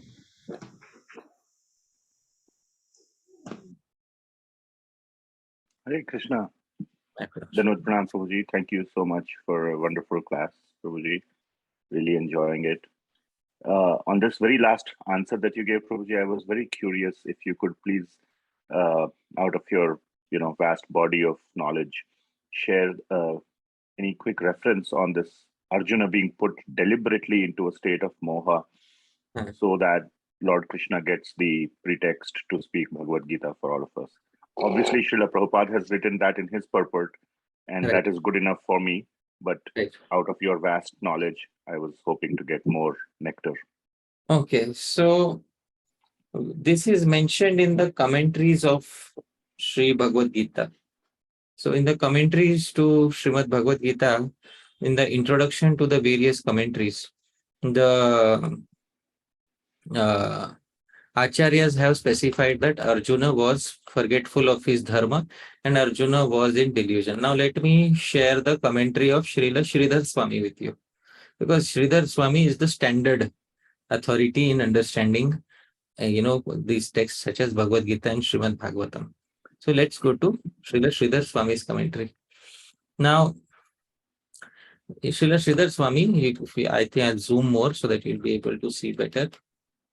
See, your name is written here, Parama Karunika. Can you see here? He mentions your name, Prabhuji, in the beginning of his commentary, right?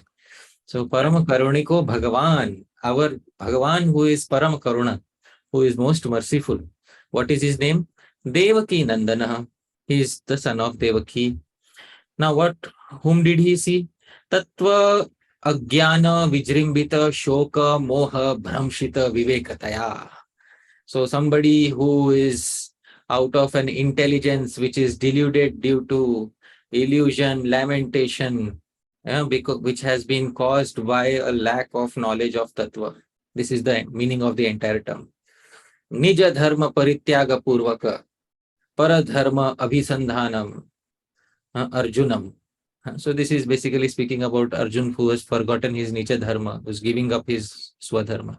It's very clearly mentioned by Sridhar Swami that his shoka moha bhramshita vivekataya. His intelligence is deluded at this point of time, and therefore he is giving up his swadharma. So that's Sridhar Swami is like his commentary is as good as Swata Praman. It's self.